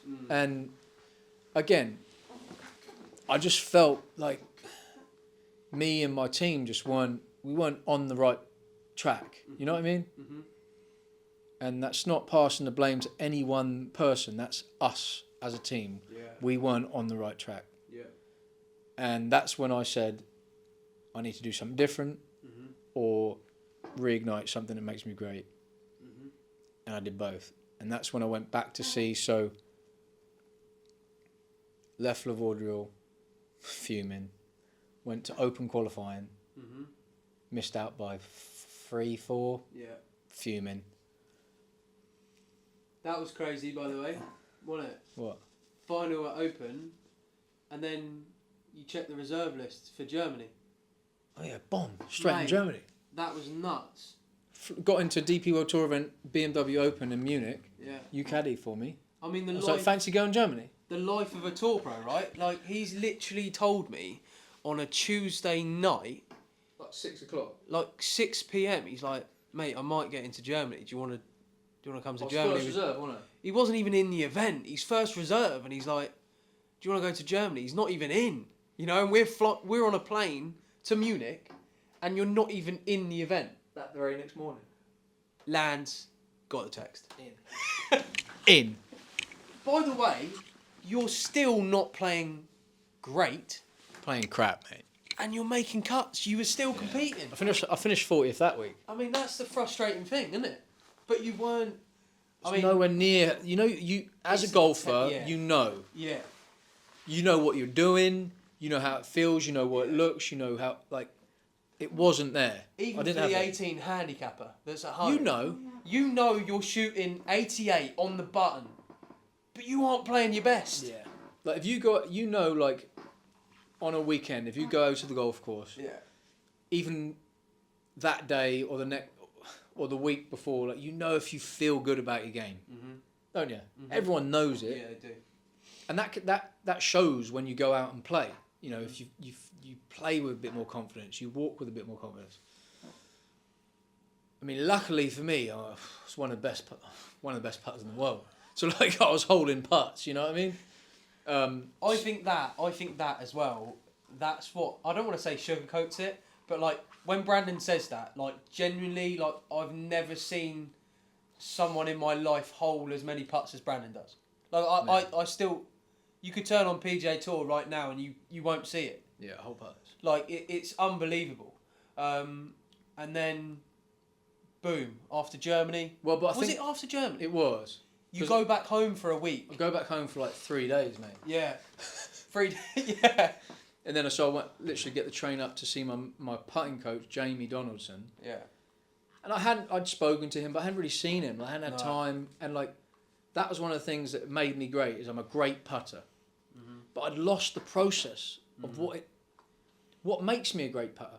And sometimes it is just re-sparking that fire. It's just going... And he just lit something under me. It is, isn't it? Like, you're great. Yeah. By the way, this is what you do to make you great. Yeah. Don't forget it. Yeah.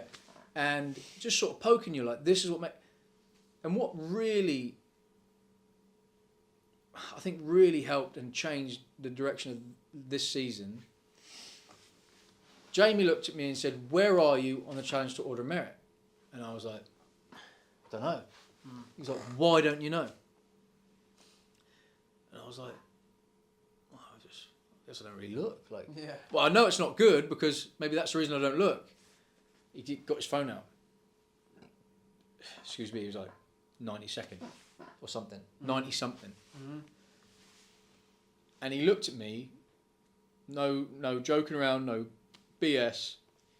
He said, "You need to win twice this season." And I was like, damn. I mean, he was like, "Look at the points." Jamie. He was like, "Look at the points." He's like, "The goal this season was to get your DP World Tour card." Yeah. He's like, "Look at the points. You need to win twice to guarantee that." And I'm like, he's right. Yeah. So now that's like, okay, you need to win twice. What do I need to change up here? And that was like a really, really big eye opener, like spark to the season. And we just talked about he's a performance guy, not just a putting guy. Just talked about how do we be better, and reinvigorated my process and everything I do on the putting green, but also like helped me sort of see about my team and like, we need to do this and we need to do that and we need to be. So much so it ended up me making a big change in like coaches too, and that's the part about doing something different. And that was where I need to do something different, and that's where I brought Liam Robinson on board. I started working with him. I started speaking to him on the weekend of Northern Ireland. Finished like 38th, like another. Right. I remember birdieing the last to make the cut, finishing 38th, and I'm just like, mate, I haven't got it. Like, I haven't got it, like. Yeah. Finished at 38th, average weekend, but there was enough in that weekend for me to go, think I'm onto something here. Mm.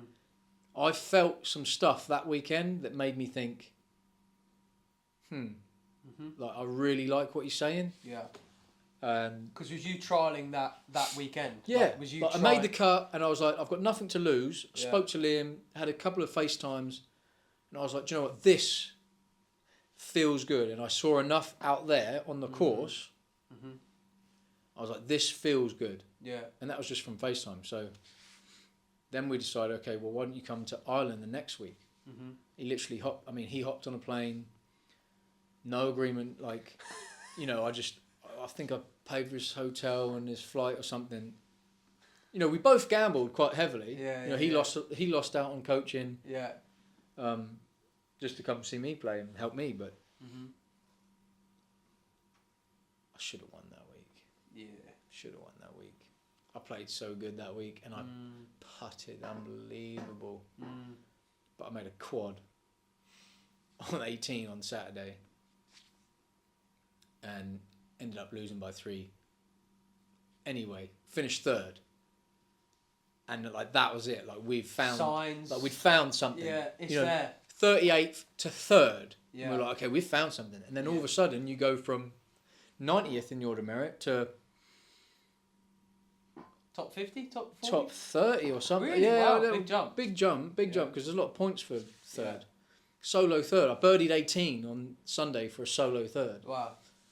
Big points. Yeah. And then, okay, great. So then I was like, okay, he came out then again on Monday, Tuesday of the next week in Scotland.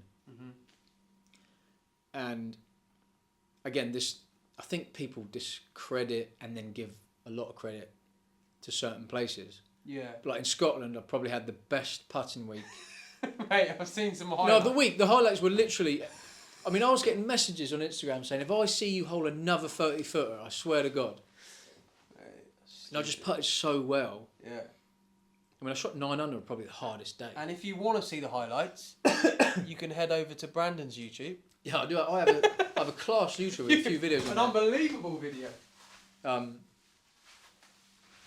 And then we won that week. 8. 1 by 8. 1 by 8 shots that week. Probably found something there, haven't you? We found something. Yeah. There's a little snidget of something in there, isn't there? Also, so I went like 38th, and I went like 3rd, 1st Sick. by 8. Then the next week played on DP, finished 6th with a chance to win. Oh, I didn't put it was DP. I Yeah, just it put was DP. sick. Wow. That was the Czech Masters, finished 6th. Yeah.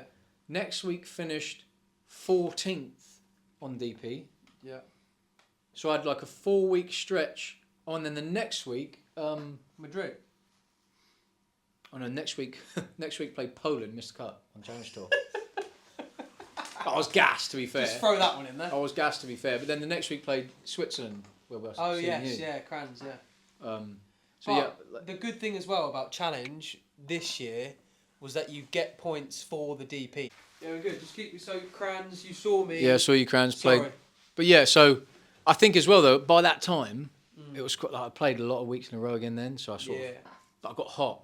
Yeah. And then, but that was there was that thing in the middle of the season where it was like I changed something, Yeah. and then I reinvigorated something, Yeah. and it like then I was like, okay, like we're back, yeah. like, we're back. You know, like this is what it feels like, and it felt good. You know, obviously, but I think sometimes you have to make difficult decisions. Personally as well, like I had to refocus and re-energize and really rethink what I want to do, like, and it wasn't just other people; it was myself too. Yeah. But like along, you know, I had a great relationship with my coach, one of my best mates at the time, and it was like, you feel crap, Yeah. and it feels really selfish, and I guess maybe it is selfish. But I feel But like it's for the better of like the career, isn't it? It's not like personal, and that's where it comes back to like friends and business. It's it's nothing personal or friendship wise about it. It's like this is what we need to do for my career, not as a friend. You know, and just to touch on that a little bit, like when you came back, I can remember like after US Open and stuff, like, and even in Germany, like Brandon was hitting these shots, and I'm just like, why are you hitting that? And like, the problem with Brandon was like, he's so good, but he's never known why. I guess I would say, or not like, you just didn't know. I guess a real deep understanding of what makes that good and what makes that not good. But the bad as well. Like I think Brandon was so good for such a long period for that 2023. Maybe that start of the year was just like, holy shit! Like what's happened? And I guess you don't want to know because you've just come off the back of a season that was like unbelievable. I think you just assume that it's just going to be the same. Exactly. Yeah. And that's where it comes back to that story. And I guess your story, it's like it's not just that straight line. There's ups and downs. Life and my golf career and everyone's career is like this, right? Yeah. You just hope that in that it's actually going this way. Yeah, up every time. Yeah, 100%. But yeah, so you finished in Cran's 40th. You then went to Madrid with me, and you know, I say with me. I went to Madrid with you. Came with me. Yeah, I went to Madrid with Brandon, caddied for him, and that for me was actually like a pretty crazy week because you finished 18th on DP Tour, and like it wasn't a great week. It was nowhere near like. Do you know what I mean? It was nowhere near how I felt we could play. You know what I mean? There was a lot of like. By the way, how good was that 8-iron through the trees on the first hole of the tournament? Yeah, I don't know if it. Yeah, that was pretty crazy. On number 10. Because I told you to go through a gap, and it went probably through a gap that was 10 yards right of that gap. And with a little. Like cut. it looked shanky from my point of view, and then it went to what? 2 foot? Nah, probably. I mean, 6 it was foot? never on. It mean, wasn't on. We were just trying to get somewhere near the green. Yeah. And like, I was just like, you know, like last minute, you know when you talk about it, and then last minute you're like, hey, if I just put a bit more like Yeah. cut I on see it. that actually. It was like 15 feet. Was it? Boxed it. Yeah. Good start, wasn't it? Good start. Yeah, that was class. Was that with the wrong pins? Or was it round 2 wrong pins? I think it might have been that I round. think it was first round, wasn't it? I think it might have been that round. That was first round. Yeah. It was first round. You know why? Because we put practice round pins in. Yeah, we did, yeah. Yeah. Never again. Yeah, got wrong pins. So yeah, you finished that event in Spain. You then, Then where did we go? I mean, you go to China for 2 weeks after that, don't you? 20th, did you say? Yeah, but essentially, like, because they were like 1.5 points or 2 times points. Big hitters, weren't they? So like, I finished 20th and 20th, 20th and 24th or something. Yeah. To somewhat seal up my card. Secure it. Yeah. To be fair. Yeah. And then grand final finished like 32nd, which was a weird week because, Yeah.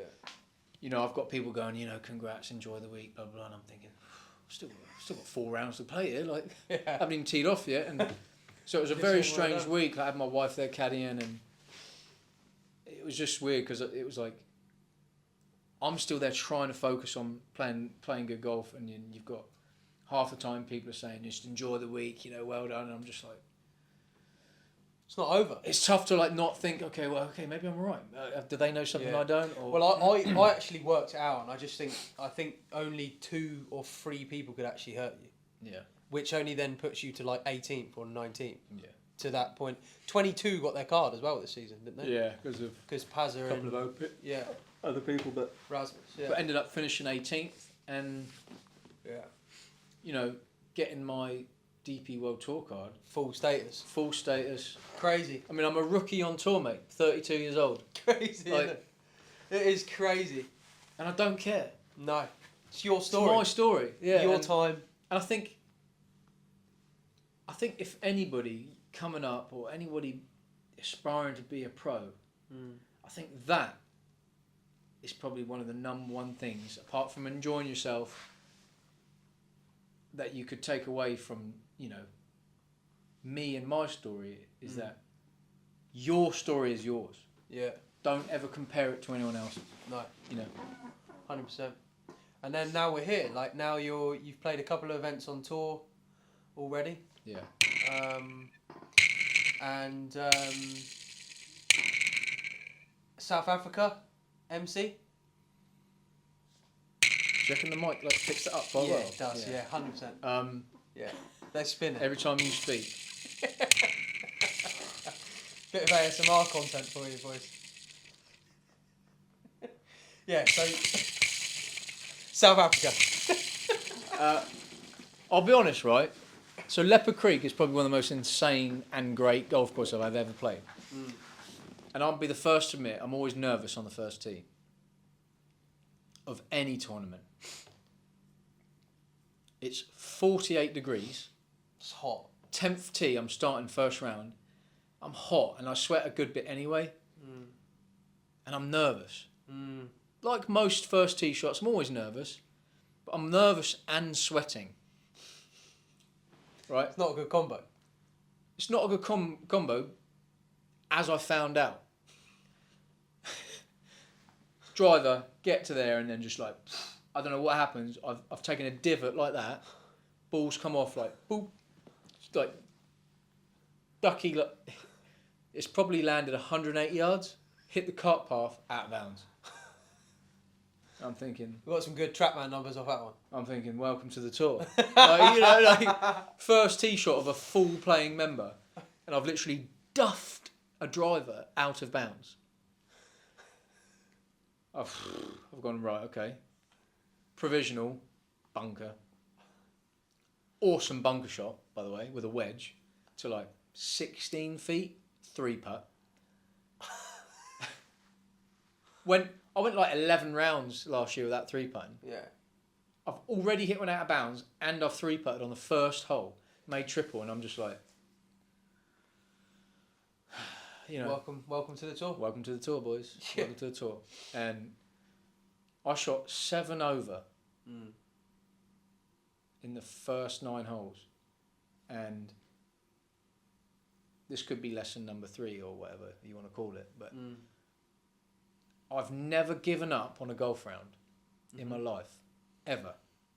You know, like throwing it in a little bit. Yeah, like, yeah. You know, I'm 7 over. It's essentially over. Like, Yeah. I'm, you know, whatever.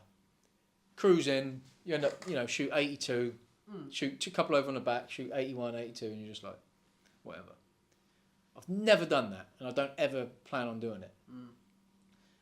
And I just used that back 9 to steady the ship, to gain a bit of confidence, and use that as a building block for the next day. Use that as a building block for the season. Just keep doing my process. You know, to me that was a complete anomaly. You know, and I look at it like that. Yeah. But that's not me. No. Like I couldn't have shot higher if I tried. Yeah. So it's just the way it is sometimes. And Yeah. shit, excuse me, but shit happens. Yeah, it does. Yeah. And it does. And it will. So it's like, I think I shot a couple under on the back 9, hit like 6, 7 fairways, hit like 7, 8 greens, like pretty Found it. Just Found something. steady the ship, got the confidence back. Next day, I think I shot level par the next day, but I took that same process and like hit a lot of the similar good golf shots. And I think that no matter where you are, how you're playing, what your score is, you can control one thing, and that's how you think and how you approach every shot. And I think I learned a lot, even though I do this every time I play. Like, I learned a lot in South Africa. Just okay, when your back is severely up against the wall, maybe even strapped to the wall, you know, I've still got the composure to go, okay, we can still build from this. Yeah, we can still learn get from something this. out of it. Yeah. And that's what I did. And then obviously I actually played better, I think, in Mauritius than I scored. I didn't score great, but I made the cut and just finished like 40th. But like I just used what I found in South Africa, built on it, and just, you know, my mindset never changed, and I was using it as building blocks, and you know, I'm on the board. You know, Yeah. you know, I didn't. not what I wanted, not what I was planning on, but I'm on the board and like you're just building, and tournament golf, no matter what people say, is always different than playing just willy-nilly. And sometimes it takes a week or so to get back into it, and I've enjoyed it. I don't know, after a brief pause. Oh mate, you haven't flipped it out. Does it matter or not? Not really. Oh mate, the sticks are falling out the bag. Oh my god. We're on there. Yeah, I mean, we have got some quick fire questions just off Instagram, which we're just going to reel off now. Tips and motivation for someone trying to go pro. I mean, we've kind of covered that. Joe Larson, a little bit, yeah. But just give Joe Larson some motivation for trying to go pro. Some motivation or some tips? Tips and motivation. Tips and motivation. Love it! Yeah. Don't do it unless you love it. Okay. Like, unless you love being on the range on your own. Unless you love grinding on your putting on your own. Unless you like going out and playing on your own, don't bother. Yeah, that's great. You know, because you've got to love it. Yeah. That's the only way you're going to stay in the game long enough to be successful, and then to enjoy it when you are successful, you know? Love the game. And by the way, part of the reason why I think you're successful is because you love it, mate. You know what I mean? Like, Yeah, I do. you go out there, you have fun, you enjoy it, and that's what you're big on. We're at the US Open, right? Everyone at the US Open looks depressed. Pretty much, yeah. We're at the US Open. One of the biggest tournaments on the planet. At Pinehurst. Sick place. And people look depressed. 95 degrees Fahrenheit. US Open, one of the sickest courses on the Could planet. be a better week, mate, could it, really? And people don't look happy. I think next time as well, next time you're watching golf on TV, if you do, because I wouldn't, it's boring. But next time you do, start noticing, like, obviously when you're over the shot it's different, but like just start watching. A lot of people aren't enjoying themselves, and although they are successful and they're on the tour, just think, like, what a privilege it is to be in a position doing something you love. Why wouldn't you enjoy it? Yeah. You know? Yeah, 100%. 100%. So, Joe, if you don't love it, mate, don't do it. But if you love it, get out there. Anton Four Eyes 92, what a name that is. How often would you change your clubs? Just have, haven't you? I just have, so it's funny that I was just swinging some while we were changing the battery because we've been chatting for hours. I've got ZX i7s, I've got the new irons. I'll change my irons. I hate changing irons, by the way. I hate changing irons, but I'll change my irons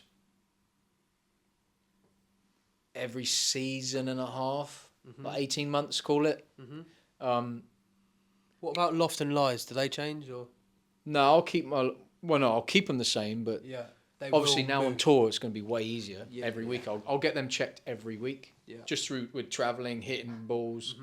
They do tend to move, especially with forged clubs. Wedges, I'll change my 60 every month. Yeah. And then I'll change my 54 and 50 every 2 or 3 months. Just because 60 you use a lot out of the bunker, you know, you chip a lot with it. Did you do that on Europro? No. Didn't spin it though. Playing bump and runs everywhere. Actually, on the clutch, when I was on a heater, I was using DTBs. Yeah. God, they make some good wedges. The boy. Can I say it? Yeah, of course you can. Yeah. I mean, they make some good wedges. Best wedges in the game. Nah, I can't say it, but very, very, very, very good. Used them in the Open. Used them all season. DTB, unbelievable wedges. He could be a great podcast host, Danny, or just like I wish I could use them now. Even just as a guest, Danny would be great to get on. Danny's great. I mean, Danny's a great golfer. Played in college. He'd be good for the golf nerds as well. To talk about wedges. Yeah. He would Played be a legend. pro, created his own brand. Yeah. Knows loads about equipment. Yeah. Andy's class from Ireland. Yeah, he's great top guy. boy. Yeah. Shout out Danny. In He'll fact, you should have a DTB episode. yeah. I DTB mean, episode. we're gonna have to get Danny over here and Can you get not do him. it online? Not Zoom it. I mean, yeah, we could, but it'd be good to get him in the studio, wouldn't it? Be good to get him in the pod set, wouldn't it? You just had a baby, you know. Has he? Yeah. I did see that actually. Did see that. So, Andy's building a studio. He is Trackman Studio. Sick. Maybe I could go over to his studio. He's a great. You should get him on the podcast. Yeah, we should get him in. So Luke Curtis said, "What's that car?" That was a M4 in Germany, Munich. M4 coupe competition. Yeah. Quick, mate. It was quick. How did it feel like when I drove? Throwing you back in the seat. How did it feel? It's weird because like I've never drove a car like that, but like Me neither. when you're in the passenger, it's worse because you don't know it's coming. When you're in the driver's seat, like you can brace, like You kind of know when you know when you're going to put your right foot down. So like I caught him slacking a couple of times where like I could see him just like on his phone and I foot down and yeah, he's That's almost the quickest thing I've ever driven. yeah, it was But, quick. And then we've got from Jack Smith. Great question. Would you rather use extremely low spin clubs or extremely high spin clubs forever? So, Well, this is an easy one for me because, and I'll tell you why. Because I used a really low spinning driver for the longest time, and it was so hard to hit. Like I've done okay with it, but the specs and the way it was set up and the way I was starting to move differently, it was so hard to hit. And I think I can knock spin off, even irons, I can knock spin off quite easily. Even with driver, like I can grip down a little bit, and you can always grip down. Like grip down, you'll knock spin off immediately. yeah. So I feel like knocking spin off is way easier than trying to add spin. So give me the spin. Yeah, and I feel like high spin as well. Like a lot of people think spin's bad, but like ultimately that spin's probably just keeping it more online. 9 times out of 10. If you've got a super high spinning club, technically it shouldn't spin as much sideways. Correct? I don't know. I just watched a podcast recently, Yeah. and he said there's no such thing as side spin. Really? What? What's he been smoking? No, Because I could net because the piss out it's of one right only- now. It's only ever backspin. It's just, and you'll know this if you use TrackMan, it's spin axis. It's like So if the ball when you hit it is like that, Yeah. and you create a spin axis, say left, yeah, so the ball that's when it's sat down, right. 0 spin axis. That's changed the spin axis, but it's only ever spinning backwards. It doesn't Yeah, I know. doesn't what you spin mean. sideways. No, I know what you mean. So there's actually side spin's not a thing.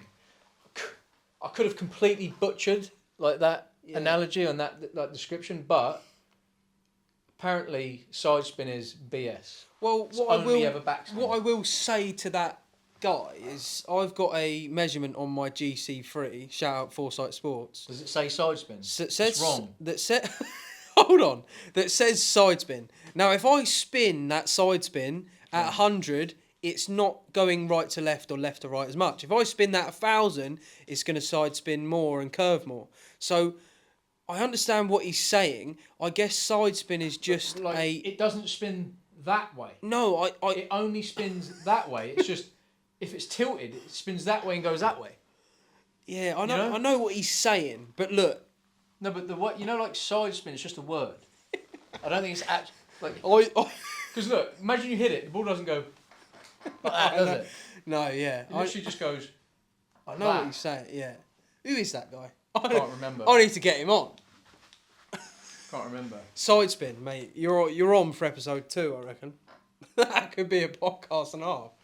Side spin for 2 hours, just talking about it. I'm not super confident on it. The golf nerds would love yeah, it. but like maybe someone else can actually write in the comments about Yeah, that. I mean that's an interesting. Because you can't spin a ball like that. It is You know, interesting. it's only that way. It is interesting. It's just tilted that way. Yeah. I don't know. Moving on to question from ZW Golf. Equipment talk, Strixon and Lab. So, I mean, I guess you can just... Strixon, how long you been using them? I've been with Strixon now for 8 years. 8 years. Yeah, and actually just signed a new contract with them this week. Love it. So I'm using the Cleveland wedges, Strixon irons. Are you 13 club or? I can't disclose that information. Okay. But it's a lot of Strixon clubs. I use Strixon clubs because I want to use them. Yeah. You know, not Good. because I'm contracted to use them. Yeah. And then lab. And that's actually an interesting story. Did you know that Brandon paid for his first lab putter? Didn't use that because you got sent one. No, I didn't. I used my first lab, the Mez one. I used that because I tried a friend of mine's, and I hit 3 putts and was like, oh, I felt something. Tried it for a day or two. Ordered my own lab. Literally 3 days later, and that's the same lab I used for 2 years essentially. That one was a special one. And then I've just moved into the OZ1 last few weeks because it looks insane. And It's like I feel like it's a hybrid. Someone said in the comments to me the other day, it was like, could you compare it to like DF3 and Mez? And I was just like, imagine them kind of blended into one that looks unbelievable. And then for me, that face insert, I love a harder feeling putter, so I love it. Do you know what I like mostly about it is the profile. It's like when you sit it flat on the ground, like the Mez obviously has the fangs that are like that. The DF3 is probably like that. But the profile of the OZ1 is so flat. Yeah. I feel like it sits so low to the ground in the back, and it just when you stroke it, I feel like it feels like it's stroking, low to the ground. Yeah. Can't really describe it that great, but that's you've got to try one. Yeah, it's unbelievable. So Rally X14 says, what got you into golf? Touched on that, didn't we? Yeah, I think I've touched on that a little bit with Gramps. Yeah. Shout out to G. Shout out Gramps. If you don't know why I got into golf by this point of the podcast, you've skipped the first. Go back to 10 minutes. Yeah. Last question from 69. That's not his name, but it's got 69 in it. Would you recommend doing a scholarship in the States or any other alternative? Yes, because I'd recommend it because it helped me develop and like as a man, just being away from home, learning, to be independent. Self-discipline. Yeah, exactly. Yeah. Like I mentioned earlier, meeting the people that have influenced my life, that I would never have got a chance to if I didn't do it. Yeah. So yes, but also on the same, in the same breath, I think if you're in a position to turn pro as quick as possible, I don't think there's anything better than learning how to be a pro than being a pro. Yeah, 100%. Yeah. So, I mean, I look at someone, I often use like this as an example for someone like, say, Jason Day, who turned pro at 18. And by the time I'd finished university, I was 24, 25. Jason Day had been a professional golfer for 7 years before I turned pro. It's insane. So when you put it like that, it's like 7 years of professional golf. So like if you're in the position to do it, and I mean like if you have the resources, and access to cash, money and people and coach, like if you have access and you're able to do it, do it. Yeah, 100%. So yeah, I mean that has been the first ever podcast, and maybe that's the first time we've teed it up. Yeah, it's the first time we've teed it up. I hope you guys enjoyed that, and you got a really big insight to Brandon's story there, which is quite a big one, quite a special one. And well, it's mine. So your story. We've all got one. And stay tuned for Brandon for 2025 because it's probably going to be another wild ride, isn't it? It's going to be a wild ride. So, sure. Anything you want to say to sign her off? If you've made it this far, They've done well. haven't they? Sorry, Congrats. sorry. Yeah. If you've made it to this point right now, fair play. And if we, as in Josh and I, can give anyone motivation, if we can give any advice, if anyone can take anything from it, that's super humbling and a gratifying feeling. So Yeah. hope you've enjoyed it. Any questions, write them in the comments. And yeah,